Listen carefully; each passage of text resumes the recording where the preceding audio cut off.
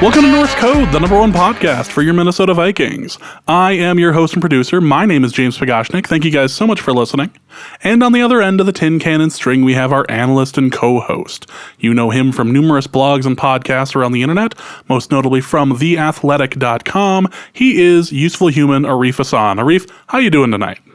I'm good, man. How are you? I'm a little confused. There's a lot of 2010 happening right now in Minnesota.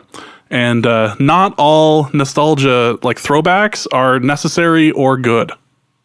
Yeah, no, it definitely feels like, we've seen a bizarre season following an NFC Championship game collapse. So, it feels like we're on that trajectory. Maybe it's too easy to read into these things, but that's kind of where we're at. I mean, if we're gonna go through the looking glass here, let's do a deep dive. I mean, what can we expect from the 2010 version of the 2018 Vikings? Like, yeah, well, that's a good question. So I think you need to end up having a game on a non-football night, right? Because the 2010 Vikings are the only team in NFL history to win a Tuesday night game. So, and this also means we're gonna have to sign Joe Webb.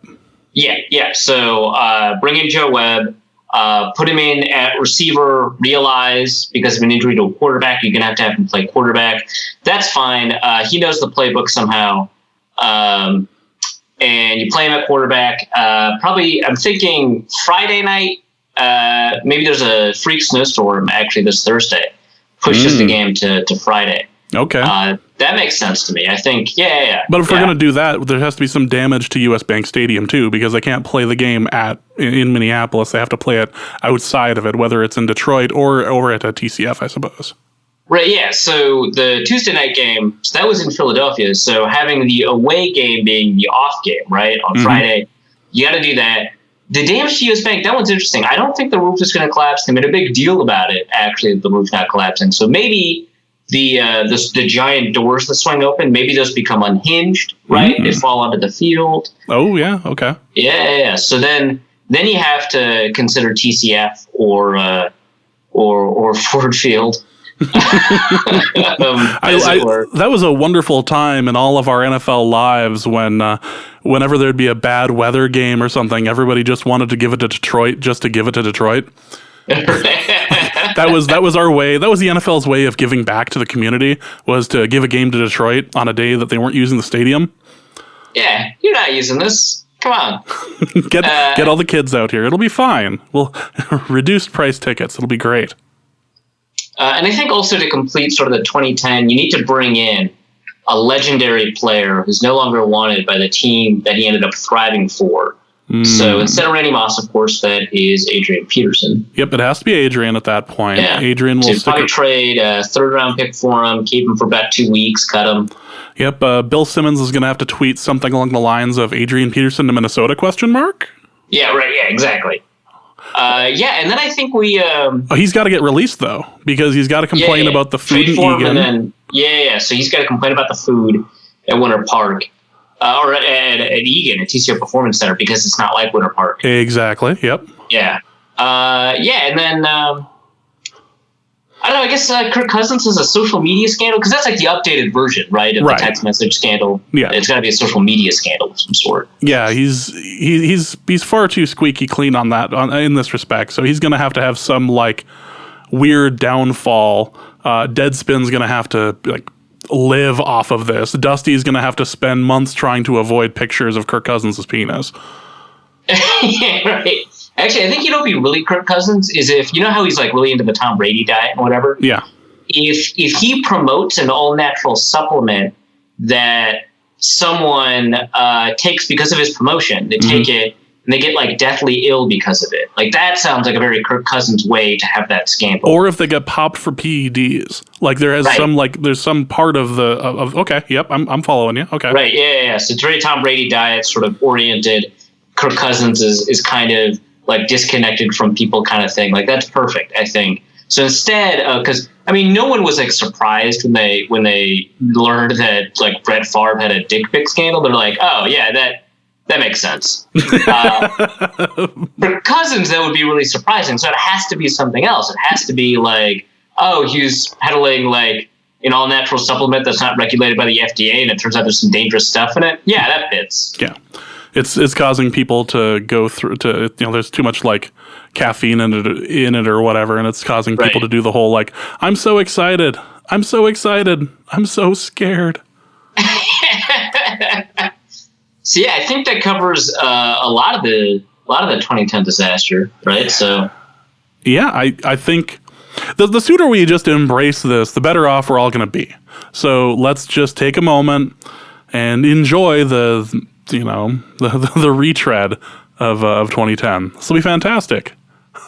So, with all of that, welcome to Norse Code. We are going to, I want to say briefly, but we will talk about the Buffalo game. The loss to Buffalo was as agonizingly painful as it was just slow. Like, it just kept going. The game was over within the first 10 minutes, and if you didn't cover the game for the press or for a podcast, you were better off just turning off the game. But the rest of us had to sit and watch that damn thing, so we're going to talk about it a little bit. I bet you guys didn't even know the defense kind of showed up in the second half.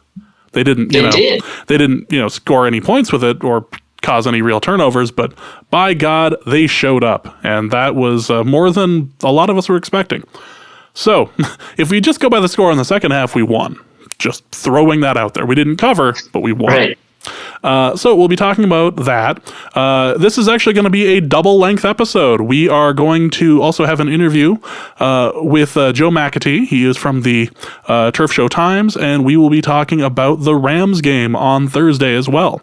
So you are getting all of your Norse Code at once. I hope you're ready. Maybe pace this one out, stretch a little bit, because this one, you don't want to pull anything while listening to Norse Code. So, but before we start that up, I just want to thank you guys so much for listening and helping out. We really do appreciate all the support we've received from you guys over the years. I was looking up a few things today, and it was July 2013 that we started this show. And I'm still constantly amazed at the support and the interaction that we get with you guys. So again, thank you guys so much. We really do appreciate it. We do have a donation to go over. I believe it's Kimberly Lifon. And apologies if I mispronounced your name. She said, I truly believe in paying for services you enjoy and use regularly. Norse Code is more than entertainment. It's damn near therapy. I'm going to say, just as an aside, especially after this last game. Thank you for all the work you put into the show and the fantastic guests you bring on. Being a Vikings fan is made a little easier with this pod team. So, again, thank you, Kimberly. Really do appreciate it. If you hear value in this show, you can donate to us in one of two different ways. You can go to paypal.me/NorseCode, or you can go to patreon.com/NorseCode, and that is much more of a subscriber base. So, you can do $1 a month, tree fitty, $5, whichever you feel is necessary. Also, just wanted to let you guys know that those who won items in the drawing will be having those sent out on Wednesday. So those will be mailed out on Wednesday, so you get your swag, and there are 2 Kyle Sloter cards being sent out. I was able to find a second. Actually, I was able to find 3, but in order to stay at Dusty's place in Denver when I fly out there in October, I do have to pay him with one of them. Yeah, that makes sense. I was actually kind of fine with that. It's much cheaper than an Airbnb or a hotel in Denver, so I'm just going to run with that. So, again, thank you guys so much. Really do appreciate it. Also, Thursday, October 18th in New York City and Manhattan at Bar None, we'll be recording our live show of Norse Code. So if you find yourself in the New York metro area, I've watched too much like random localized sports because I just have that line in the back of my head somewhere. If you find yourself in the tri-state area, you can go to Bar None in Manhattan in New York State. Thursday, October 18th, will likely be starting taping sometime around 9 o'clock. The Thursday game will be terrible. It will likely be on in the bar if you really do want to watch 2 former Vikings quarterbacks. Well, one former Viking quarterback, the other Vikings quarterback now on the bench, play against each other, since Sam Bradford is no longer starting for the Cardinals. That's still rough. But if you would like to go to the taping, we will be there Thursday, October 18th at Bar None in New York City. So please come out and meet us, buy us a couple of drinks, hang out. we got a lot of Viking stuff to talk about with you. So, all of that aside, the big story right now is not the loss to the Bills. The big story coming out of Minnesota is the Everson Griffen situation. What's been interesting about Vikings Twitter is just how sensitive and it's not even stepping on eggshells, it's stepping on Legos. Because every time you walk through this, I'll walk through the news on this, there's another piece that just really, that one hurts too. Everson Griffen is ruled out for Thursday. He did not go to the US Bank Stadium for the Sunday game against the Bills. Arif, what are the facts, and what are the Vikings asking Griffen to do? Right. So like you said, Everson Griffen wasn't there on Thursday. He was ruled out with a knee injury, which we're told is genuine, and I actually do believe that he genuinely has a knee injury. But concurrently, he also seems to be suffering from some mental health problems. Those mental health problems were evident to members within the Vikings organization. At least it had gotten worse over the past couple of weeks that they had noticed. And so they had asked him, I guess, to seek help of some sort. This gets kind of confusing. So, and a lot of the story does end up getting very confusing. So, Tom Pelissero previously reported that the Vikings issued a letter, or provided a letter, issued some so much more foreboding, provided a letter to Everson Griffen on Thursday. And his agent, that he would not be allowed back on the team, or he would not be allowed in the team facility until he had committed himself to a mental health facility. That is interesting because Pelissero ends up walking that back and says he didn't receive a letter, but he was told to go to a mental health facility. From what I understand, And there's stuff that, you say, hey, what are the facts? There's stuff where I don't know if it's been reported by mainstream media or by media that works to confirm, the things that they hear, or stuff that's just been bombarding me. People have been bombarding me with rumors, right? And so, there's something, I don't know if this is a fact or a rumor, so I'm going to delineate that this is something I don't know if it's the case. But someone said he showed up to the facility on Saturday and was turned away. I don't know if that's actually true, but it would indicate that the Vikings may have given a message to Everson Griffen that he needs to resolve the mental health concerns that he has before he can play for the team. So that happened on Thursday. Then I guess on Saturday, theoretically, after he was turned away from the facility, I don't know. But on Saturday, he ends up going to Hotel Ivy, where he's staying. And that sounds really unusual to people, right? Because the Vikings play a home game. He lives in Minnesota. He lives in the Minnetrista municipality with his wife and 2 kids. But one of the things that's very unusual is that he was in bed with his wife, and he got up and he left. And his wife says to a newspaper, I think it was to the Star Tribune, that that's actually not unusual, that sometimes he'll just get up and leave. And because he's fighting the demons in his head, which is a very kind of worrisome phrase, right? And apparently, I don't know what has specifically made this connection, but apparently, he checks into the Hotel Ivy when that happens. So he can't get into his room at some point. So he was away from his home for a couple of days, and he goes down to the hotel lobby and he says he can't check into his room. And this is also one where what happens next, there's some level of gray area or confusion.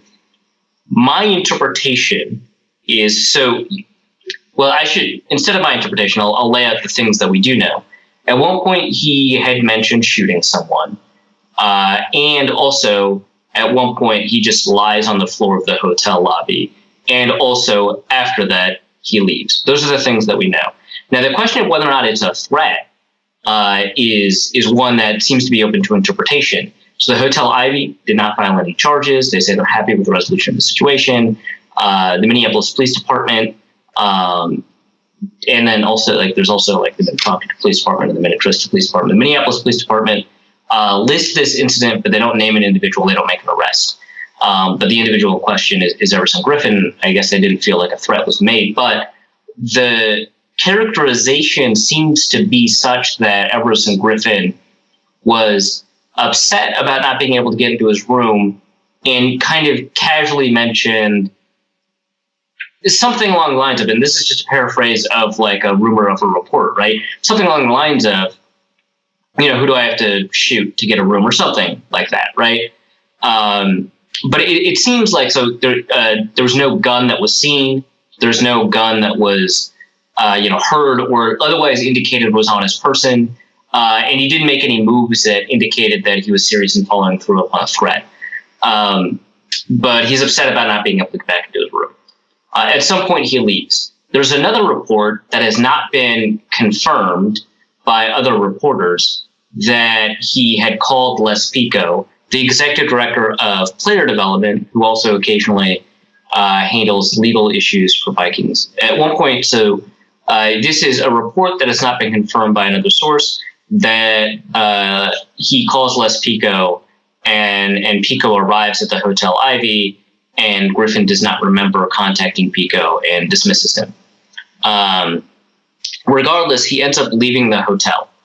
And afterwards, in a separate incident, so this is reported by Chad Graff of The Athletic, he ends up going to his home, and then he leaves. And then he goes to a gas station, encounters someone that he's familiar with because that person works at a bar or something, a place that he tends to frequent, and says he recognizes him and says hello. And apparently this person did not actually, according to the police, recognize him, but drives him around, I guess. And drops him off at the Hotel Ivy. And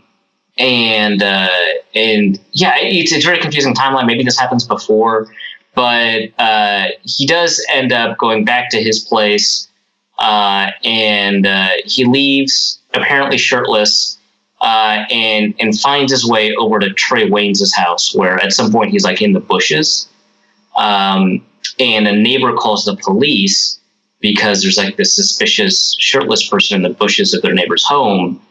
And at that point, it gets kind of hazy too. So he was not charged with nor seemingly attempted to break into the house.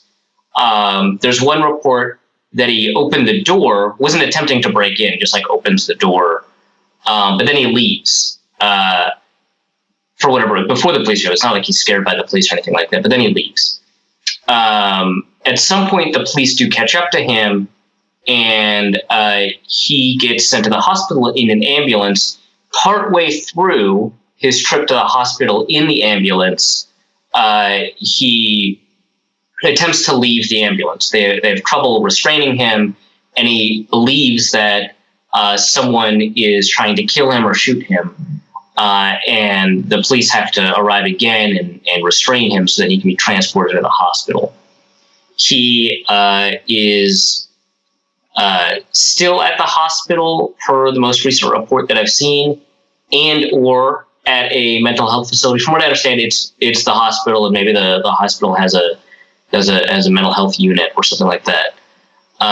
And it seemingly is still there voluntarily in order to resolve his issues. It sounds like he'd been growing potentially a little more paranoid, that he thinks like people are out to get him or something. And, based off of kind of the thing that his wife said about, this is what he does when he has to battle the demons in his head, that maybe he's had kind of a persistent problem for a while. It's kind of accelerated. His wife said that he's not on meds, but maybe he should be. And over the past couple of weeks, people familiar with him, including those in the Vikings organization, have noticed that his behavior has been off. And so that's kind of what we know. So it's very clear that there's something amiss with his mental health. Yeah, I think I think that kind of goes without saying there. Yeah, so it's obviously not good to have one of the cornerstones of your defense be having this sort of issue.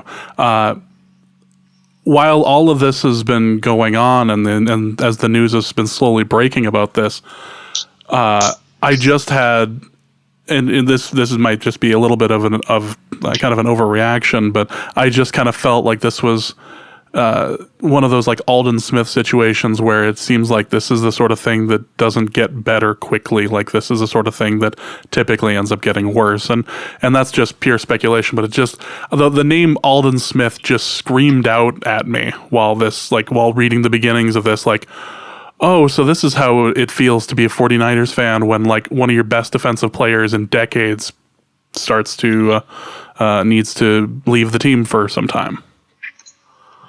Yeah, no, that's not like a bad way to put it. It just, obviously for Vikings fans, this kind of just comes up out of nowhere. Yeah, and this is just, and that's totally just for selfish, Vikings fan reasons, fan reasons. Obviously, you want Everson Griffen to be better. You want him not to be dealing with whatever it is he's dealing with. And with the violent game of football, there's always the speculation that something like this could end up being CTE related, or whether or not this is something that if he's managed to ignore this sort of mental health situation for as long as he has, and now it's finally coming to a head with the pressure of the game, okay, then get help and everything. So, but we obviously wish him well, and he is not scheduled to be playing on Thursday. He's out for Thursday. There's like a week and a half time between the next game. I can't imagine him playing the next one, but hopefully there is some solidified timeline, some answer to the question, what's wrong with Everson Griffen at some point here soon. But just moving forward, we would definitely like to wish him the best and hope he gets the treatment and the help that he clearly needs right now. Let's move on from Everson Griffen, and before we talk about the Bills game, let's hit the injury report, because it almost feels like the fallout from the Bills game, but because this is a shortened week, the injury report's going to matter more. We're recording this on the Tuesday evening because the game is going to be happening on the Thursday. So what's going on with the injury report so far? Yeah, so the injury report's pretty extensive. One note that the players on the Monday injury report, which they are required to file by the league, didn't practice. For the Rams, that meant no practice at all and no walkthrough. For the Vikings, that meant a simulated walkthrough, but no practice. So nobody practiced today or on Monday, to be clear. But they're required by the league to simulate sort of who would have practiced and who wouldn't have been available. And then, of course, Tuesday they did go through a late practice to kind of simulate the fact that the game would be late. So you've got a couple of players. Dalvin Cook didn't play against Buffalo. He's a limited participant in this game. It's his hamstring, and it sounds like we're just going to see if he's going to be ready. It's a shortened week, so every time I see a player that's kind of like, we'll see, I kind of tend to assume that they're not going to play.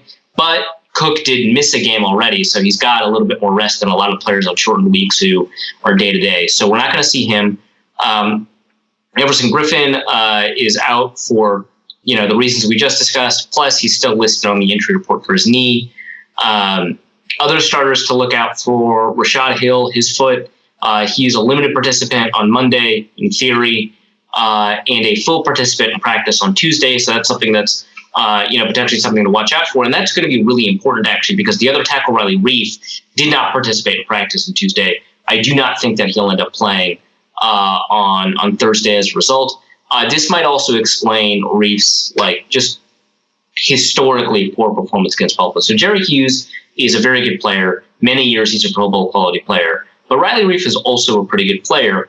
And very often when you've got really good players up against bad players, you don't see the numbers that Riley Reif put together. He ended up allowing 12 pressures per Pro Football Focus, which I believe is it's more pressures than most offensive tackles will give up over the course of 3 weeks. And it's more pressures than the top offensive tackles give up over the course of 3 years.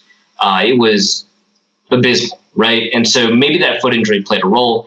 If it did, obviously he should kind of take his time before he comes back. But then this kind of raises the question, does Rashad Hill play on the left? And you put Mike Remmers at right tackle, and you bring up kind of Isidoro, or you move Tom Compton to the left, or put Brett Jones to the right, and Pat Elflein, who seems to be healthy and active, maybe he'll play center, or do you move Rashad Hill to the left, play Brian O'Neill on the right, or what have you. So we don't know what the offensive line combination is going to be. It does help really substantially that Mike Remmers has tackle experience, might be better at tackle, and that Pat Elflein is coming back. So if you move Mike Remmers, you might have a guard available in whoever Pat Elflein is replacing, in this case, Brett Jones. Or it could just be Danny Isidoro, right? Like, you don't know. But it's all there. But I don't expect Riley Reiff to play, which means you end up having to have a solution at tackle. Maybe you move Rashad Hill and promote Brian O'Neill to starter. Maybe you move Mike Remmers and figure out sort of the guard situation. My intuition, this is just a guess, obviously.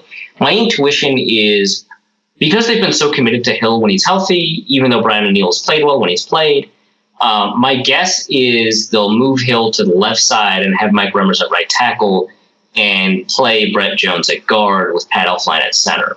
But, that's just as likely as anything else. That's just kind of gun in my head. That's what I would choose as an estimation. Now, personally, I would prefer, because of how many troubles Brett Jones has had, personally, I would prefer having Brian O'Neill at right tackle, Rashad Hill at left tackle, maybe Brian O'Neill at left tackle, Rashad Hill at right tackle.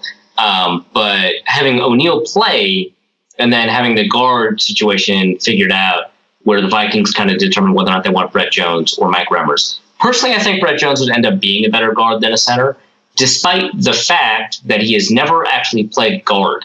He played center at Regina, I think is how you pronounce it.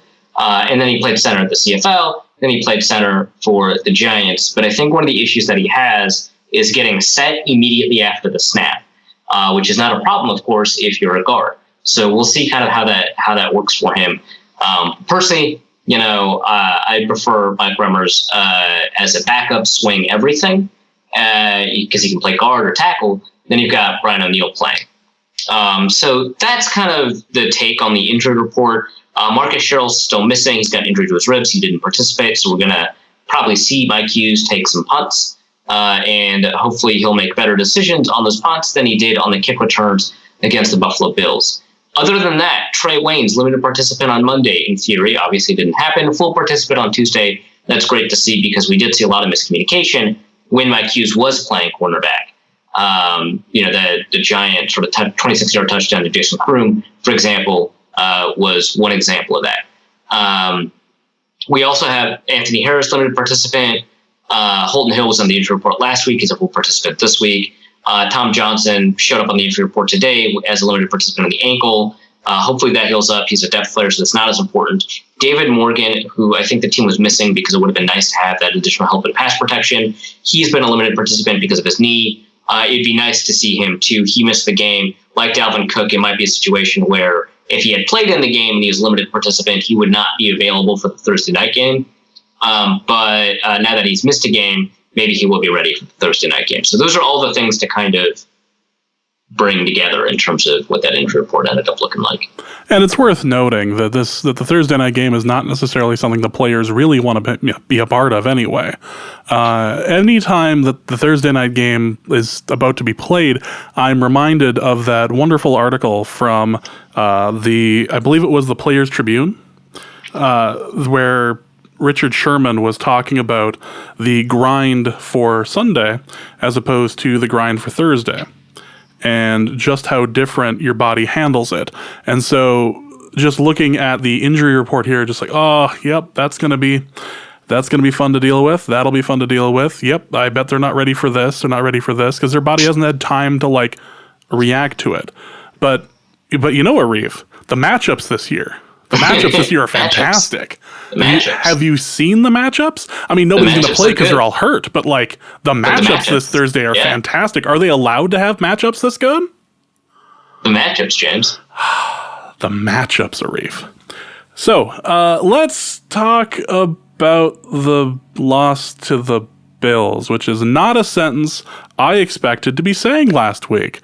especially because this was a disaster of epic proportions. If you didn't have to cover this for Vikings media, you should have turned it off before halftime. This was atrocious. So like part of this is just like, you know, I've had Vikings fans say like, I don't know what you expected. This is the biggest like kind of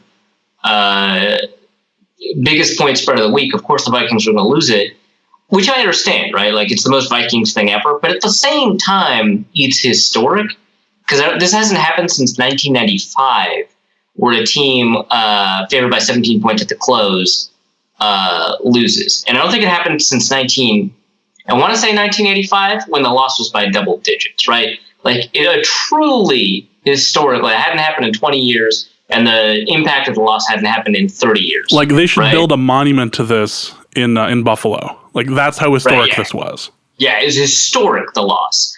And of course it would be the Vikings that would kind of fulfill that its place in history. Destiny, but at the really. same time, it just felt like, so there's Vikings juju and then there's like mathematical improbabilities. And I really thought that the Vikings juju, though very strong, would not overcome the sheer math of this. The Vikings can blow this, but they won't blow this to the point where we'll still be talking about this 20 years later.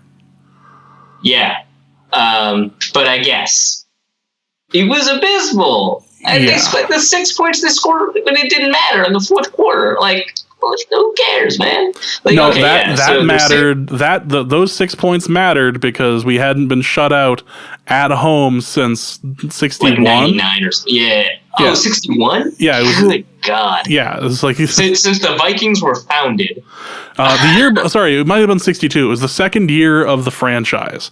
Was how they were explaining that. Yeah. Yeah. Goodness. Were you up in the press box for it? I was. I had my binoculars and everything. How was the mood in the press box during that? Because I had friends in the stands going, "This is more quiet than the Masters." It was pretty quiet. The thing that gets me is like the Vikings fans' capacity to be sarcastic about their own team. So it was quiet except for when they wanted to be sarcastic. So when Treadwell earned a first down, cheers erupted, right? When the Vikings finally scored, Vikings fans kind of made fun of the whole situation by like dancing. And of course, like and it's not these guys' fault, right? It's not like, I mean, they're just like the pyrotechnic guys, but they like unleashed the fireworks with a score, like whatever. Yeah, it seemed just a little early. But you could forgive them for, you know, not blowing up like the second set of fireworks at that point. Right. We're only going to do this once, kids. Yeah, we got it. Every time the score, so we got to do the sorry click. But yeah, and it's like I don't think the Vikings fans' capacity to be sarcastic is nearly as like history as like New York fans, right? But it's got its own charm. So we saw that. But in the press box, it was like draining, and I think for a different reason. So a lot of press guys will tell you, you know, they're not fans of the team, and for a lot of guys, that's actually true. But that doesn't make like watching this game any more interesting. Like, okay, so I'm not a fan of the team. Why am I watching this? Like, it's emotionally draining. And then when things like penalties occur, for a lot of them, it's just like, who cares? We already know what the outcome of this game is. It's just get a move on. Someone on Twitter referred to this game as watching The Passion of the Christ. You knew how this was going to end. It was just watching like what level of torture they were going to put the main character through by the end. So, yeah, that's not terrible. Yeah. Well, no, it's terrible, but it's an apt comparison. Right. Yeah. I can't tell you the Bills section, people covering the away team, that section is a little bit further away from me, so I don't know kind of what they were feeling. It must have been equally incredible, right? Because Bills beat writers have been talking about Josh Allen and sort of what the risks are with him. Apparently he had a really good training camp, so it's not like they've been like trashing him the whole time like draft media has, like I have. But, you know, they've been cautious about him and kind of what risks he presents and stuff like that. And then, of course, he he puts together this game where they score 3 times in the first 3 drives and 4 times the first 5 drives, something like that, right? And it's just like, well, okay, yeah, we get to write it. So it must have been more interesting from their end. In the old days, they'd have cigarettes hanging out of their mouths and speaking like Krusty the Clown, just going, "What the hell was that?" Yeah, exactly. The mood in the press box was weird. Yeah. We're gonna try to do this mailbag style. We didn't get a ton of questions on it because nobody really wants to talk about the Bills game, but we have to talk a little bit about it. Let's talk Kenneth Allen's question. Matthew Collar pointed out Cousins has historically had a fumble problem. What exactly about his game causes those issues? That one's actually a pretty difficult one to kind of suss out. Like, what causes quarterbacks to fumble so often versus other quarterbacks? So quarterbacks tend to lead the league in fumbles every year.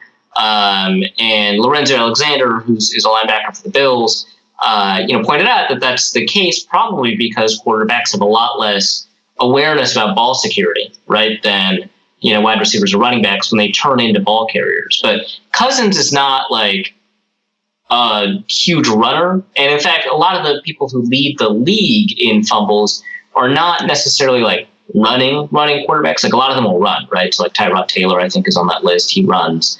Carson Wentz is on that list. He runs.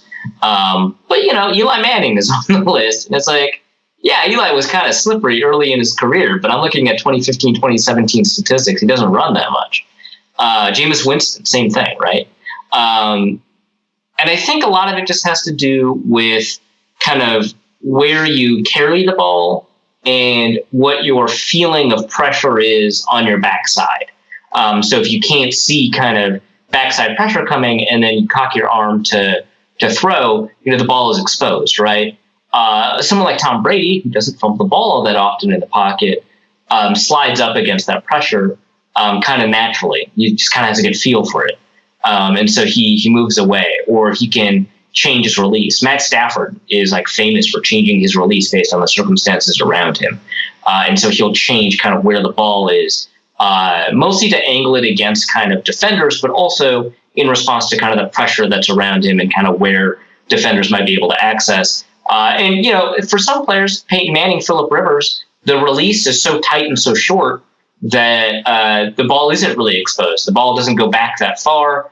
And so it's kind of the distance of the windup, not like in terms of time, but the distance of the windup, your awareness of pressure, when you're running on the occasions that you do run, like we saw in the first fumble for Cousins when he was running, just generally your ball security, your ball carriage, those all play a role. But for Cousins, I think a lot of it has to do with kind of the awareness of pressure coming off the backside. It's just not something that he seems to consistently demonstrate he has awareness of.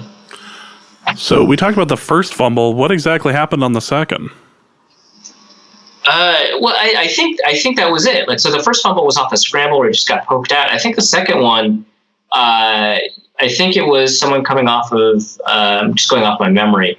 I think it's someone coming off of the left side. If it was either Riley Reif or Kyle Rudolph, I think it was Riley Reif in protection, and I think it was Jerry Hughes that caused the fumble. It just picked him. Like, I think if I remember correctly, James, am I wrong? I don't believe you're wrong. No. Okay. So it's I rough. think it was just I think it was just awareness of that pressure. And if it came from the Riley Reif side, which it should have at that point, if that's the side it was on, then yeah, that would make sense considering just how many pressures he ended up giving up at the end of that. Let's talk a little bit more about Kirk Cousins. Also a question from Kenneth Allen. Somewhat snarky, somewhat serious. Why can't Kirk Cousins throw past the sticks on third down? It's hard to think that it's simply a pressure issue, given that he has other options, and that he could force it past the sticks, which could be more of a design thing as well. So Cousins historically, he's not like the worst quarterback in the league at converting on third and long. Between 2015 and 2017, he converted about, it looks like 28.2%. So about specifically 28.2% of his dropbacks on 3rd and 7 to 3rd and 12. which ranks 23rd among quarterbacks that have had at least 80 attempts, which is the arbitrary cutoff I used. It gives us 33 quarterbacks. It's kind of a nice number. It's ahead of Dak Prescott, Case Keenum, Alex Smith, Eli Manning, Joe Flacco. I would say Jared Goff, but like 2018 Jared Goff is distinct from 2016 Jared Goff, so maybe that doesn't count. And Blaine Gabbert's at the very bottom. Point of fact, Teddy Bridgewater near the top. But Cousins is below average at this, and a bunch of good quarterbacks are kind of in the same range. So Tom Brady ranks 16th, Aaron Rodgers ranks 12th. This is like not the end-all be-all of quarterback evaluation. In this game, when we talk about Cousins' inability to kind of convert on third downs, especially on third and long, I think in this case there were design questions. Like you mentioned, the play design issue. So somebody asked me, so I wrote this piece at The Athletic breaking down some of the failures in the game, and somebody asked me, hey, so on the second play, you mentioned that all the receivers run curl routes, they stop short of the sticks. Why would you do that?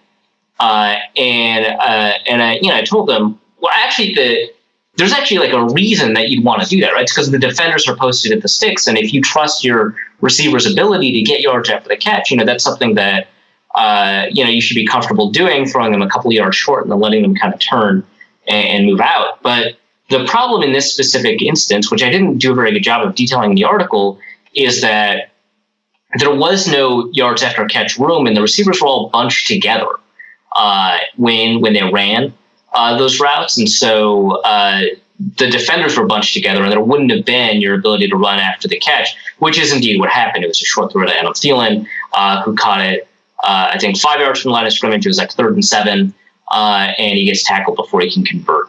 And all those routes were tight. There were no routes kind of going outside. There was one route that did go past the sticks, and it attacked directly where that coverage was very strong. And so that was Kyle Rudolph essentially being covered by a middle linebacker in a Tampa 2 defense. So that was a problem. But we did see moments where Cousins didn't look downfield and make throws that would have been past the sticks on the scramble, on the fumble. He ends up, sliding up in the pocket, and he ends up running into Mike Remmers. And that contact with Remmers seems to make him panic because he does have 3 options to throw to, all of them kind of tough throws, but it's third down, right? And so hoping that you can outrun Jerry Hughes is like, it's one hell of a hope, I think, if you're Kirk Cousins. And it's easier to try and throw outside to Adam Thielen so that he gets leverage against the defender, or inside to Stephon Diggs so he gets leverage to the defender and he has to do a little bit of after-catch work to get it. Or there's a super tough throw to a streaking Kyle Rudolph who has position. You just have to get it over a defender who has position, but he doesn't choose to do any of those things. He drops his eyes and he tries to convert. And if he hadn't given up the fumble, he still would have been short of the sticks. So, that's a problem. It wasn't a problem against Green Bay. So I guess I can't say sort of why that is. Overall, his first down percentage is not unique among quarterbacks. It's not uniquely high or uniquely low in terms of his overall attempts. And so he doesn't like continuously throw short of the sticks, and he was aggressive, right, when he had Deshaun Jackson. It might just be this game thing where he didn't throw past the sticks enough. So I don't think that there's anything systemic there to talk about yet. Yeah. I mean, we'll see, I guess. Can also from Kenneth Allen, could you explain the double block penalty in the first quarter? I don't think I've ever seen it called. I'm also in that same boat. I'm not sure I've ever heard of a double block penalty. Yeah, so this one is okay. So I haven't like double investigated it or anything like that. But my understanding is that it's because of the wedge rule, where you can't. So this is a rule instituted a couple of years ago on kickoff returns, where you can't form double teams to block because of the increased concussion risk. And so what happened was C.J. Ham engages with the defender, and then Holton Hill later, by later I mean like a second later, but very clearly later, then engages that defender, which is just a really dumb play.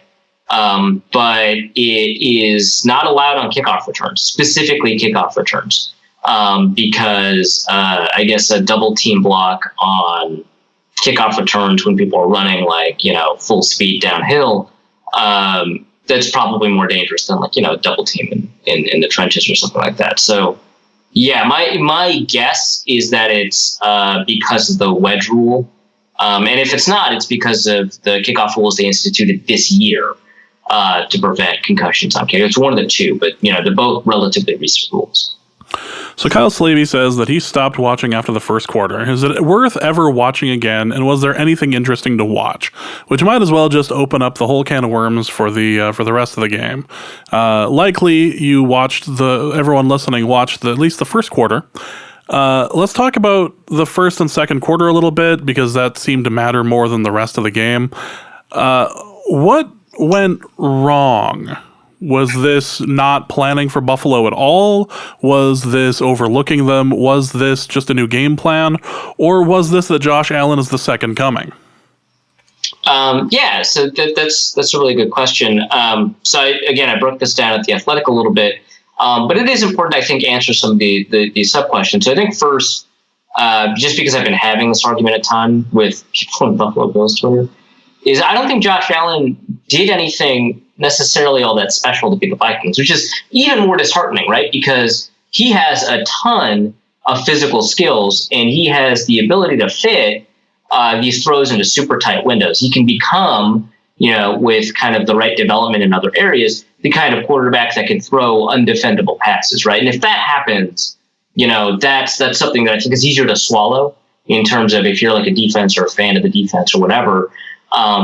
But what happened here was nothing particularly special from Josh Allen. It included a lot of really good stuff offensively in terms of play design from Brian Daboll, the offensive coordinator. It included a lot of mistakes on the defense. But yeah, that's kind of in terms of the breakdown of kind of what happened. Yeah, I mean, Allen threw, especially in the first half, he threw like 7 of his passes behind the line of scrimmage. 70% of the yards he accumulated in the game were after catch. Some people were pointing out to me like, well, he had 90 yards, dropped. And that's not really the case. So Pro Football Focus only marks 2 drops. Bills fans are telling me there were 4 drops. I understand kind of where they're coming from in terms of why, that number would be different. And a lot of it has to do with like the Kelvin Benjamin, I think the first throw to Kelvin Benjamin that hit the ground, I think that's a Xavier Rhodes pass deflection.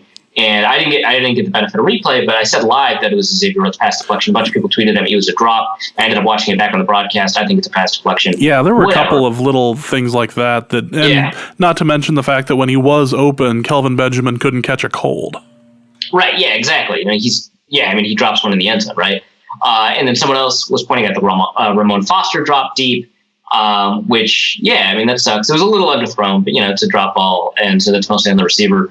I guess if you add in all the drops, and maybe the drops were more egregious for Allen than they were for a typical quarterback on a typical day, which maybe. I think no one was like whining about the George Kittle drop, the Jimmy Garoppolo threw in the first week, but no one was disrespecting Jimmy Garoppolo, so I guess I understand. Even if you account for those drops, he ends up having a super high percentage of his yards come after the catch. People are saying that the Jason Kroom thing and the Chris Ivory thing, both of which were these huge plays that come off of blown coverages, and for Ivory, it's a huge part of the yak, the yards after catch. For Kroom, it's just like a throw to an open receiver. To me, it's just like that's an average quarterback makes those throws. Someone was like, he had to throw across his body to get it to Ivory. And it's like, technically, but he threw it 3 yards laterally from where he was. It wasn't like this insane across the field, across the body throw. It was like he was on one side of the numbers, Ivory's on the other side of the numbers, plus another yard. It was a miscommunication. Mike Hughes thought he was picking up the screen guy. He communicated with Sendejo and Kendricks that he is going after Marcus Murphy, who's moving up to a screen. Kendricks and Sendejo either don't see this, or they think the signal means something else, or whatever, right? And Kendricks goes after Marcus Murphy, and that leaves Jason Kroom, the tight end, kind of wide open to move the wheel. Sendejo, who thought that the coverage was one thing, and it turns out it's another thing, is also kind of late to it. A lot of people are talking about Allen's ball handling on the fake. He looked at the screen, and it held the safety, and it's like, well, no, that's a normal average quarterback can do that. So I don't think Allen did anything particularly interesting. I think there was a bunch of miscommunication on the defense, especially on those big plays, which is not to say Allen didn't have good plays. The hurdle, great. The throw to Benjamin, fantastic.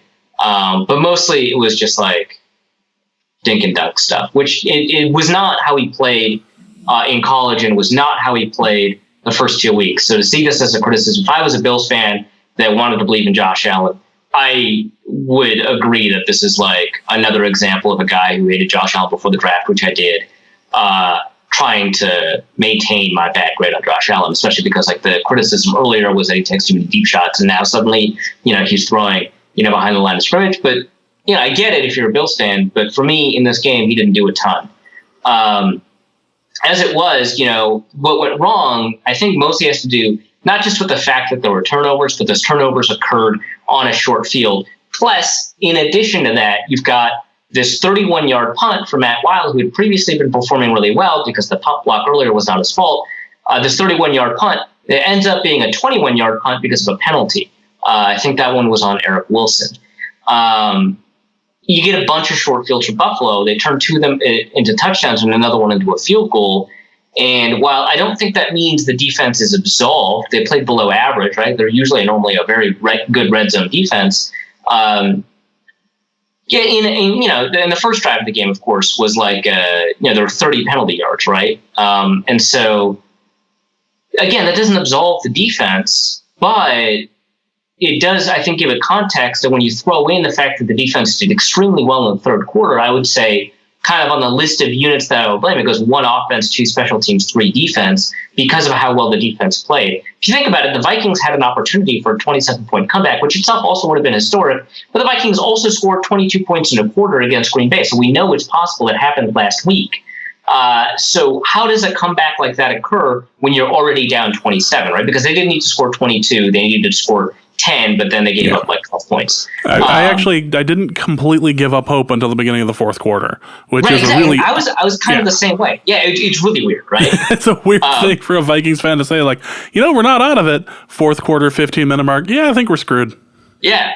But like, how does a comeback like that occur? Well, it occurs if the defense continues to shorten the amount of time that the opposing offense is on the field and doesn't allow any points. And that's exactly what the defense did. I think a lot of people say, hey, the Buffalo Bills were just trying to run out the clock as soon as halftime started. No team, unless they're up by like 40, no team is attempting to play clock games coming out of the half.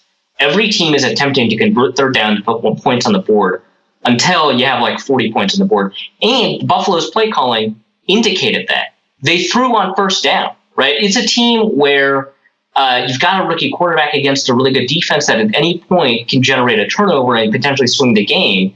And in fact, Josh Allen throws an interception. It was dropped by Trey Waynes. That was earlier in the game, so it's not like this happened in the third quarter or anything like that. But, they were clearly attempting to score points. They throw on first down more than once, and they had 14 offensive plays, and 8 of them were passes. Now, 6 of them ended up being, 2 of them ended up being runs, right? Because Josh Allen scrambles. One of them is the hurdle. 2 of them end up being sacks. And then 4 of them end up being passes that are completed.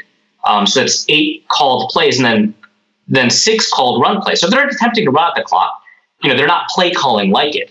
That, and they did a very poor job of running out the clock. They had 3 drives in that quarter, which is a lot, actually, because the Vikings started out with the ball. They had 3 drives in that quarter, and 2 of those drives lasted less than 2 minutes. So that's definitely a credit to the defense, who did a very good job shortening the amount of time the Bills had the ball. And the Bills were 1 of 4 on third down in the third quarter. And no matter what, you want to convert third down, right? If you're running out the clock, you're not going to run on third and 7 so that you can drain the clock a little bit longer, because a conversion drains the clock more. So they're trying to convert on third down, and the defense did a very good job of stopping that. So I think the defense did a good job in the third quarter. They fulfilled their role in what a comeback would look like. And the special teams didn't do it. They were trying to press too hard. They entered another penalty on kickoff return. They didn't do a very good job punting. The offense, obviously, they didn't do their job in that regard either, including an interception that was a poor decision, but mostly on Latavius Murray because the ball hit him in the hands. It was mostly the short fields caused by the turnovers, the problems caused on special teams. The special teams problems also created bad field position for the offense because you didn't get great punt returns, you didn't get great kickoff returns, so that's kind of what happened. It's these turnovers, and then the defense didn't play as well as you expect off of those turnovers. But then also, so it's not as if they're blameless, but then also, the offense just cratered, right? And when they didn't turn over the ball, they punted poorly. Yeah, which is funny because everyone was expecting this to be, everyone to be freaking out over Dan Bailey, and everyone was excited for Dan Bailey to get a shot at an extra point, and everyone to be sarcastically freaking out and throwing the babies up in the air and acting like it was the liberation of Paris or something. But that didn't happen. Dan Bailey wasn't out there, and our new punter didn't really deliver as well as he has in previous weeks. Which is also to say that it wasn't like our special teams was lighting the world on fire either in the game. There's not much more to say about the game, but what else would you like to touch on before we wrap up this discussion of this awful game? I want to say this about our concept of blame, which sounds very esoteric, but it's very specific to the Bills game. This happens a lot with quarterbacks, and I'm probably guilty of it too, especially when I'm defending Teddy Bridgewater or whatever. The fact that other players played poorly does not mean that the quarterback played well. So the fact that Kirk Cousins was under pressure for 53% of his snaps, 53.8, I want to say, percent of his snaps, does not absolve him of the fact that he played poorly in a clean pocket when those clean pockets were there, and also played very poorly under pressure.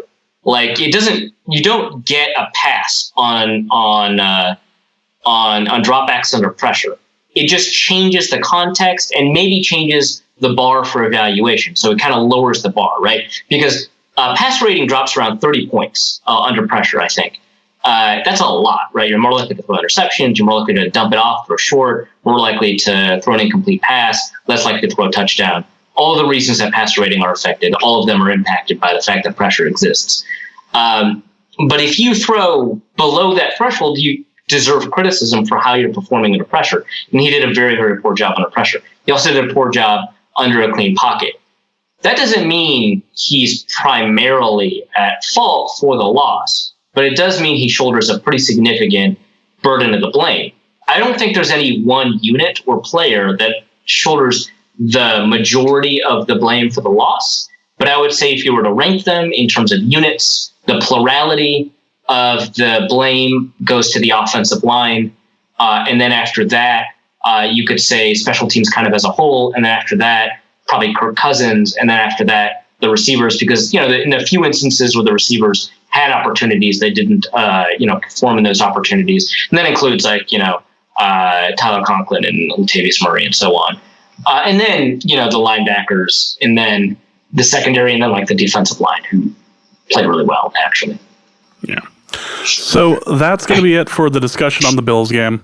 I don't feel like we need to talk much more about it because a lot of you didn't end up watching it or watching as long as the rest of us. I actually had to leave. I was watching the game at home. I decided I didn't want to scream in front of the kids, so I walked outside in my Vikings jersey with no jacket on, and there was a nice brisk wind, and walked to the bar about 4 or 5 blocks and just sat there for the next 2.5 hours and commiserated with a Green Bay fan who was watching his team get shredded by Adrian Peterson. I had that whole, what year is this moment? Right, yeah. As that was happening. I guess everybody had a 2010 moment, right? Because pretty much excited by Adrian Peterson. And it was pretty impressive. I did win a beer off of him though, because as Cousins was doing that drive for the touchdown, I had said, I swear Cousins is going to throw a pick here. The way this game is going, Cousins is going to throw a pick. So I can tell you what, if Cousins throws a pick, I'll buy you a beer. Or, if Cousins throws you a pick, you owe me a beer. If he doesn't, I'll buy you a beer. I was like, okay. And Cousins didn't throw the pick, but we agreed that for the 2-point conversion, that was still going to count. So there was there was still some nervousness. Yeah, fair enough. Yeah. I was like, wait, that still counts as part of the drive. So hold off. Let's not get her over here real quick. And it's like, yeah, the game inspired a tall, fat guy to walk outside without a jacket 6 blocks to a bar with a kind of sore foot. On the plus side, my foot didn't bother me when I walked back to the apartment. So thank you, Crooked Pint. That helped. Let's go to a special Rams preview with Joe McAtee. He is with the Turf Show Times, and this was taped with Arif earlier today. All right, so we've got Joseph McAtee over at Turf Show Times to help us preview the Los Angeles Rams. It's been a while since we talked, Joe. How have you been doing? I've been doing good, man. Life is good. 2018 is a wonderful time to be alive. All right, that's great to hear, man. I can imagine that being a Rams fan, it's got to feel a little bit better than it did like 3 years ago. So that's cool. It seems like the Rams might be the best team in the NFL right now. Does it feel like that to you?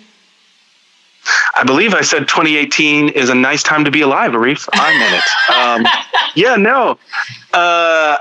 It's one of those things where it's hard to believe.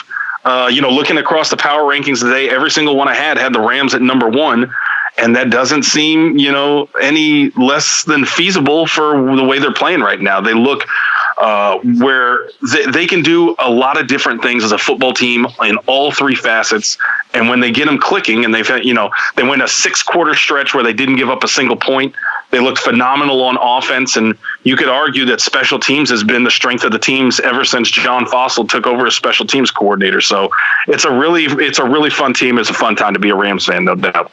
All right, well, let's talk about sort of the face of the franchise, Jared Goff. I know, it's his rookie year, probably one of the worst rookie years we've seen in some time, excluding sort of the meteoric falls of people like Johnny Manziel. For people who've played like a good amount of time, not a great rookie year.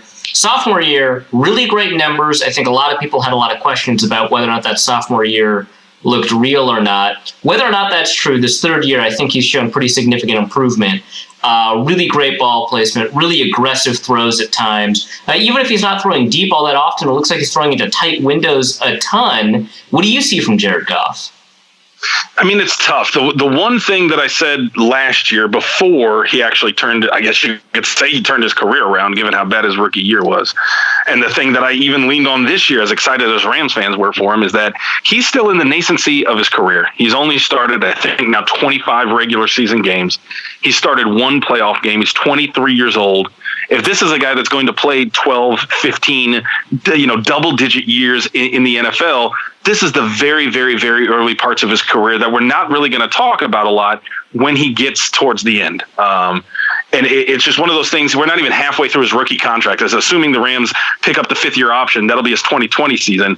Between week 8 and week 9 this year will be the halfway point of that rookie contract. So it's so early in his career, it's hard to make any definitive statements. The other problem is that he's coming off his best game as an NFL quarterback on Sunday. He was absolutely phenomenal on an individual level. There's been games where, even like week 2, where he put up decent numbers, but you could say, okay, but this is a guy that's got a phenomenal offensive line in terms of how they're playing, maybe not in terms of their individual talent levels, but they're playing really well.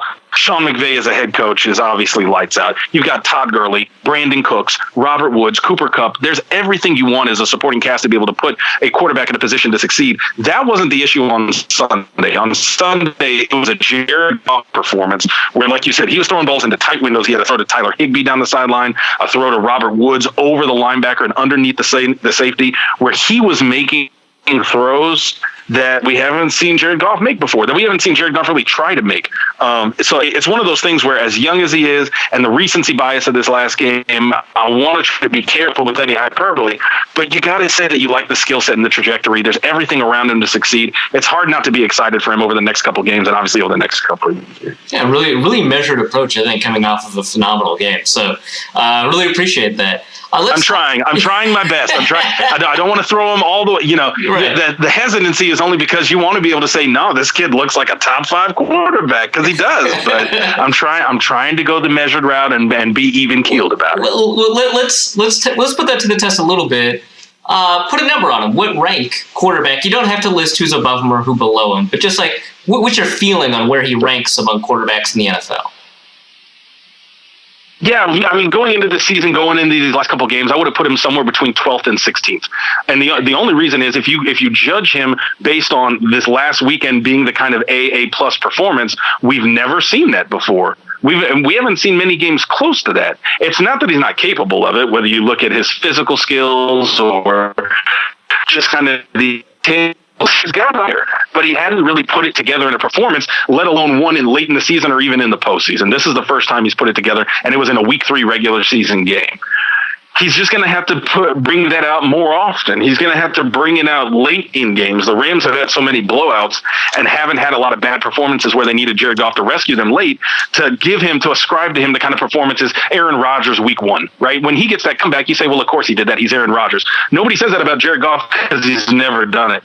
He's the only fourth quarter, quote unquote, comeback he ever had. The Rams were trailing early on in the fourth quarter against Tennessee. They score. The defense holds them 3 times. They win the game. But it's not one of those games that Jared Goff marches the team down that you think, okay, this is the kind of quarterback that can win games single-handedly for a team. We've never said that about Jared Goff. He's never had to be that guy.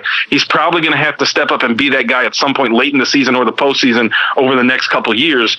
It looks like he's turning into that guy and could be a top 10, maybe even a top 6, top 5 quarterback. He's just not there yet. Sure. Well, last year we were talking about Jared Goff, and I brought up he seems to drop off more than a lot of other quarterbacks do. Drop off against really good defenses, and seems to feast a lot on pretty poor defenses, better than a lot of quarterbacks do when they face poor defenses. Now it feels like, and I like the Chargers, but it feels like he hasn't had an opportunity to prove that he's shaken that. I mean, he looks like a better quarterback, like you said. He's fitting in like tighter windows, making aggressive decisions that I kind of didn't expect him to make. Do you feel like that's either the next step, or do you feel like you're comfortable with how he is against good defenses? I mean, presumably, Bills game notwithstanding, the Vikings are a good defense. Do you feel like he's at the moment where you feel confident about him against good defenses?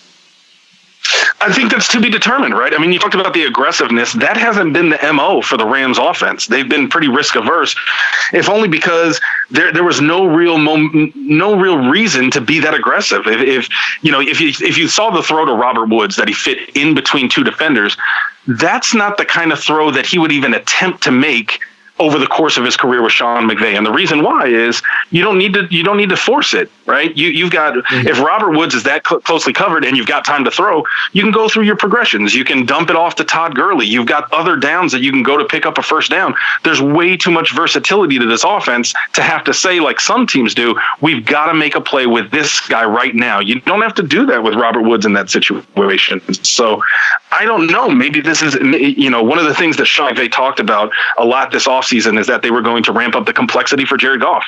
And maybe this is part of that, kind of trusting him to be a different kind of quarterback in terms of the aggressiveness, in terms of, the risk adversity. Maybe they're taking some of the training wheels off, per se, and this is kind of the result. All right. No, that's fair. So let's talk about sort of, what are the things about Jared Goff? What are the things about Kirk Cousins, actually, is we talk a lot about the supporting cast because it feels like the supporting casts are really big, maybe more than most quarterbacks, big contributor to their success.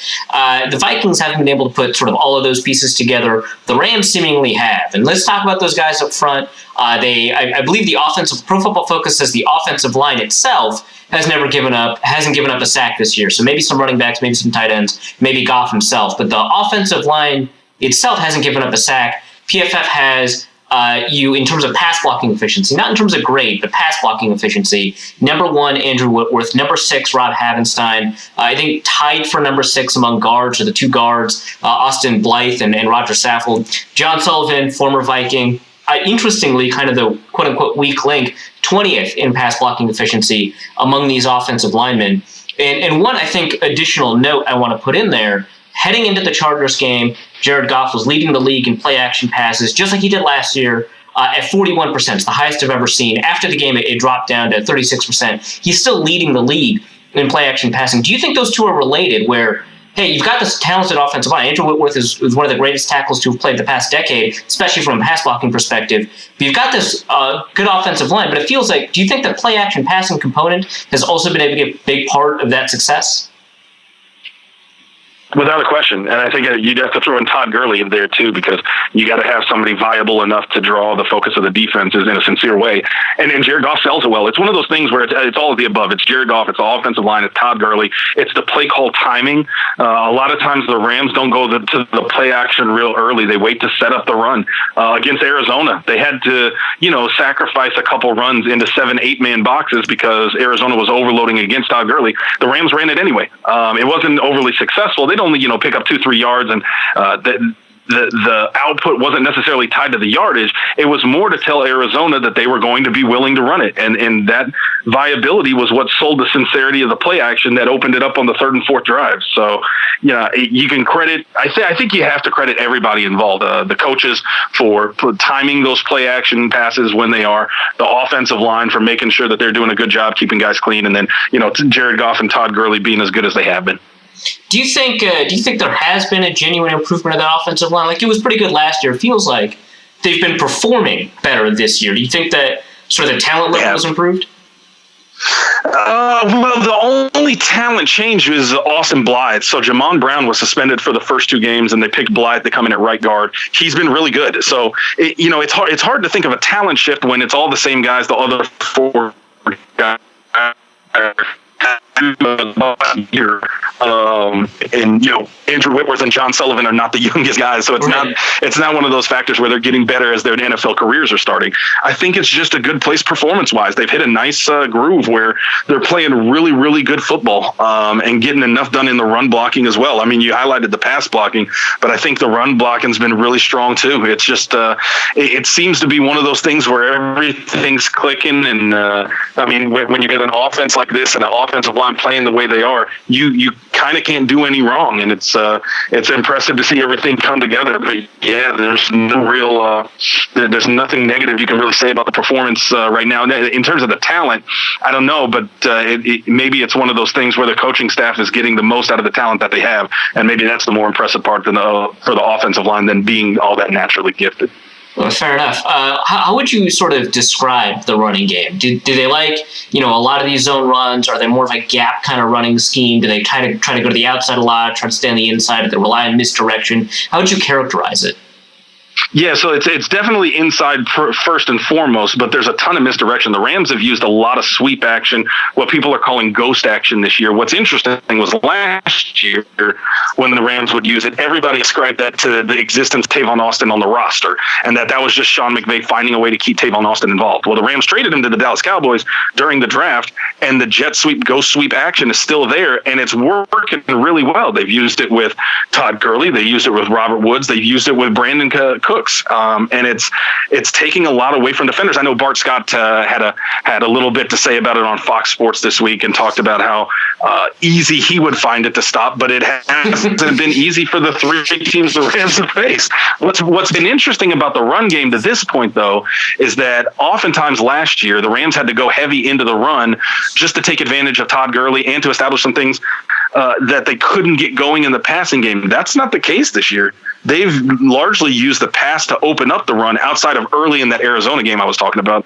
And it's, for the most part, it's worked. It certainly worked this last week.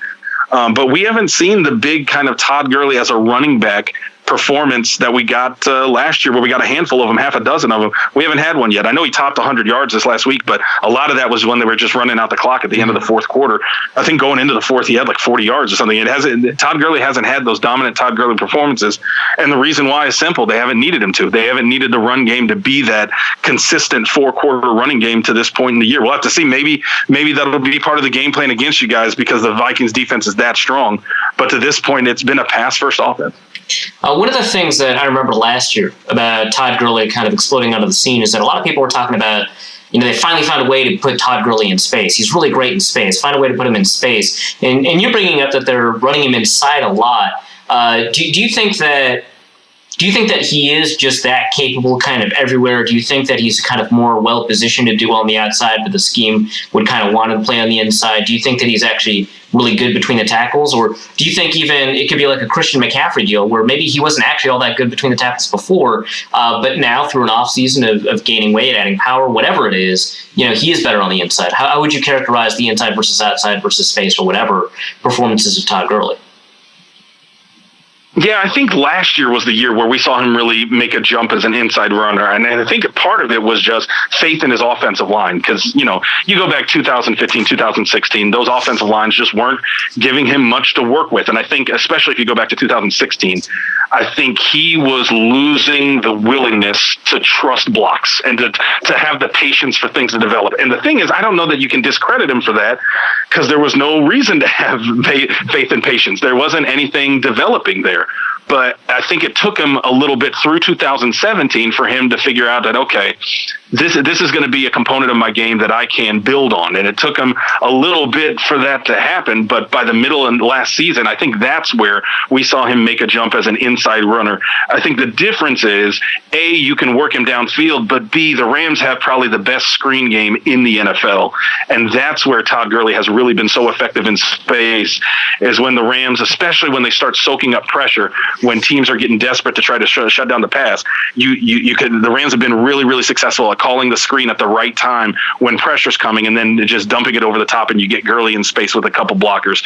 That's where he's really been effective as a guy in space. All right, and then you acquired rookie John Kelly, chief of staff, and he's a guy that Draft Twitter really liked, kind of one of those late-round running backs that are supposed to be like super value positive and whatnot. Our lads listed him as fourth on the depth chart. I don't know if I believe that. Maybe that's the case. Malcolm Brown's still there, so that's pretty cool. So that's believable. But like, what are your thoughts on this backup running back group and John Kelly in particular? Yeah, it's wild because Kelly was one of the guys who had the best preseason on the team. You'd probably point to John Kelly, Joseph Noteboom, the early tackle that we drafted out of TCU, and Marquis Christian. And Kelly and Noteboom just haven't gotten much time, and obviously the Rams haven't needed them to. It's not like anybody's second-guessing that, but he looked really, really effective in the preseason, so it's not like he did anything wrong. I think it's one of those things where the Rams had a depth chart that they like, and Malcolm Brown hasn't done anything to lose his spot. It's just maybe it's the embarrassment of riches and kind of the right problem that you want to have is to have that many guys on your depth chart that you can rely on. But the sad thing is there are Rams fans who want to see him where he's been of all 3 weeks that have called for him to get some kind of time as good as he was in the preseason. I know there's that bias there when fans see something in the preseason, they want that guy on the field, even though, it's the preseason. But balling out against third string guys is not exactly the right kind of barometer for regular season success. But John Kelly had the kind of preseason. If you were big on him coming out of the draft, the preseason wasn't going to change that. It was only going to reinforce that. And so I'm a little bit surprised that he's been inactive and that he's been behind Justin Davis on the depth chart. But we'll have to see. Maybe there's going to be an opportunity for some games to bring guys in, and John Kelly could show what he showed in the preseason, albeit with some of the starters. We'll have to see. All right, well, let's talk about these receivers. I feel like it's one of those receiving groups that kind of surprises you with how good they are, right? Because you don't have a Stephon Diggs, a Julio Jones, and Antonio Brown, kind of a headline leader of the group. Right. But, I mean, it's definitely not bad, right? Like the fourth receiver, Josh Reynolds, I'd love for him to be the third receiver for the Vikings. Tell me about what you like about this receiver group, what you think maybe some of the weaknesses are, what advantages they have with the depth and talent that they have overall. Yeah, it's hard to see any negatives. I guess if you're looking for a negative, it's maybe size. And the Rams, they don't have necessarily anybody that they can get down into the red zone and just play over the top right now. They might have to figure out if any of their tight ends can do it. Although coming off a game where the one mistake the Rams had maybe offensively, besides Gurley's fumble, was a misexecuted play between Goff and Gerald Everett, their second-round tight end from a year ago. And that's not obviously going to help anybody's case for playing to big men in the red zone. But other than that, I mean, Brandon Cooks has been phenomenal. I've been really impressed with him working against zone stuff. We knew with his speed and, with some of his technique that he was going to be able to excel in man coverage. But what's been impressive is his work in the zone. And that's where Robert Woods and Cooper Kupp have done a lot of the lion's share of their work the last year and a quarter. And it hasn't stopped.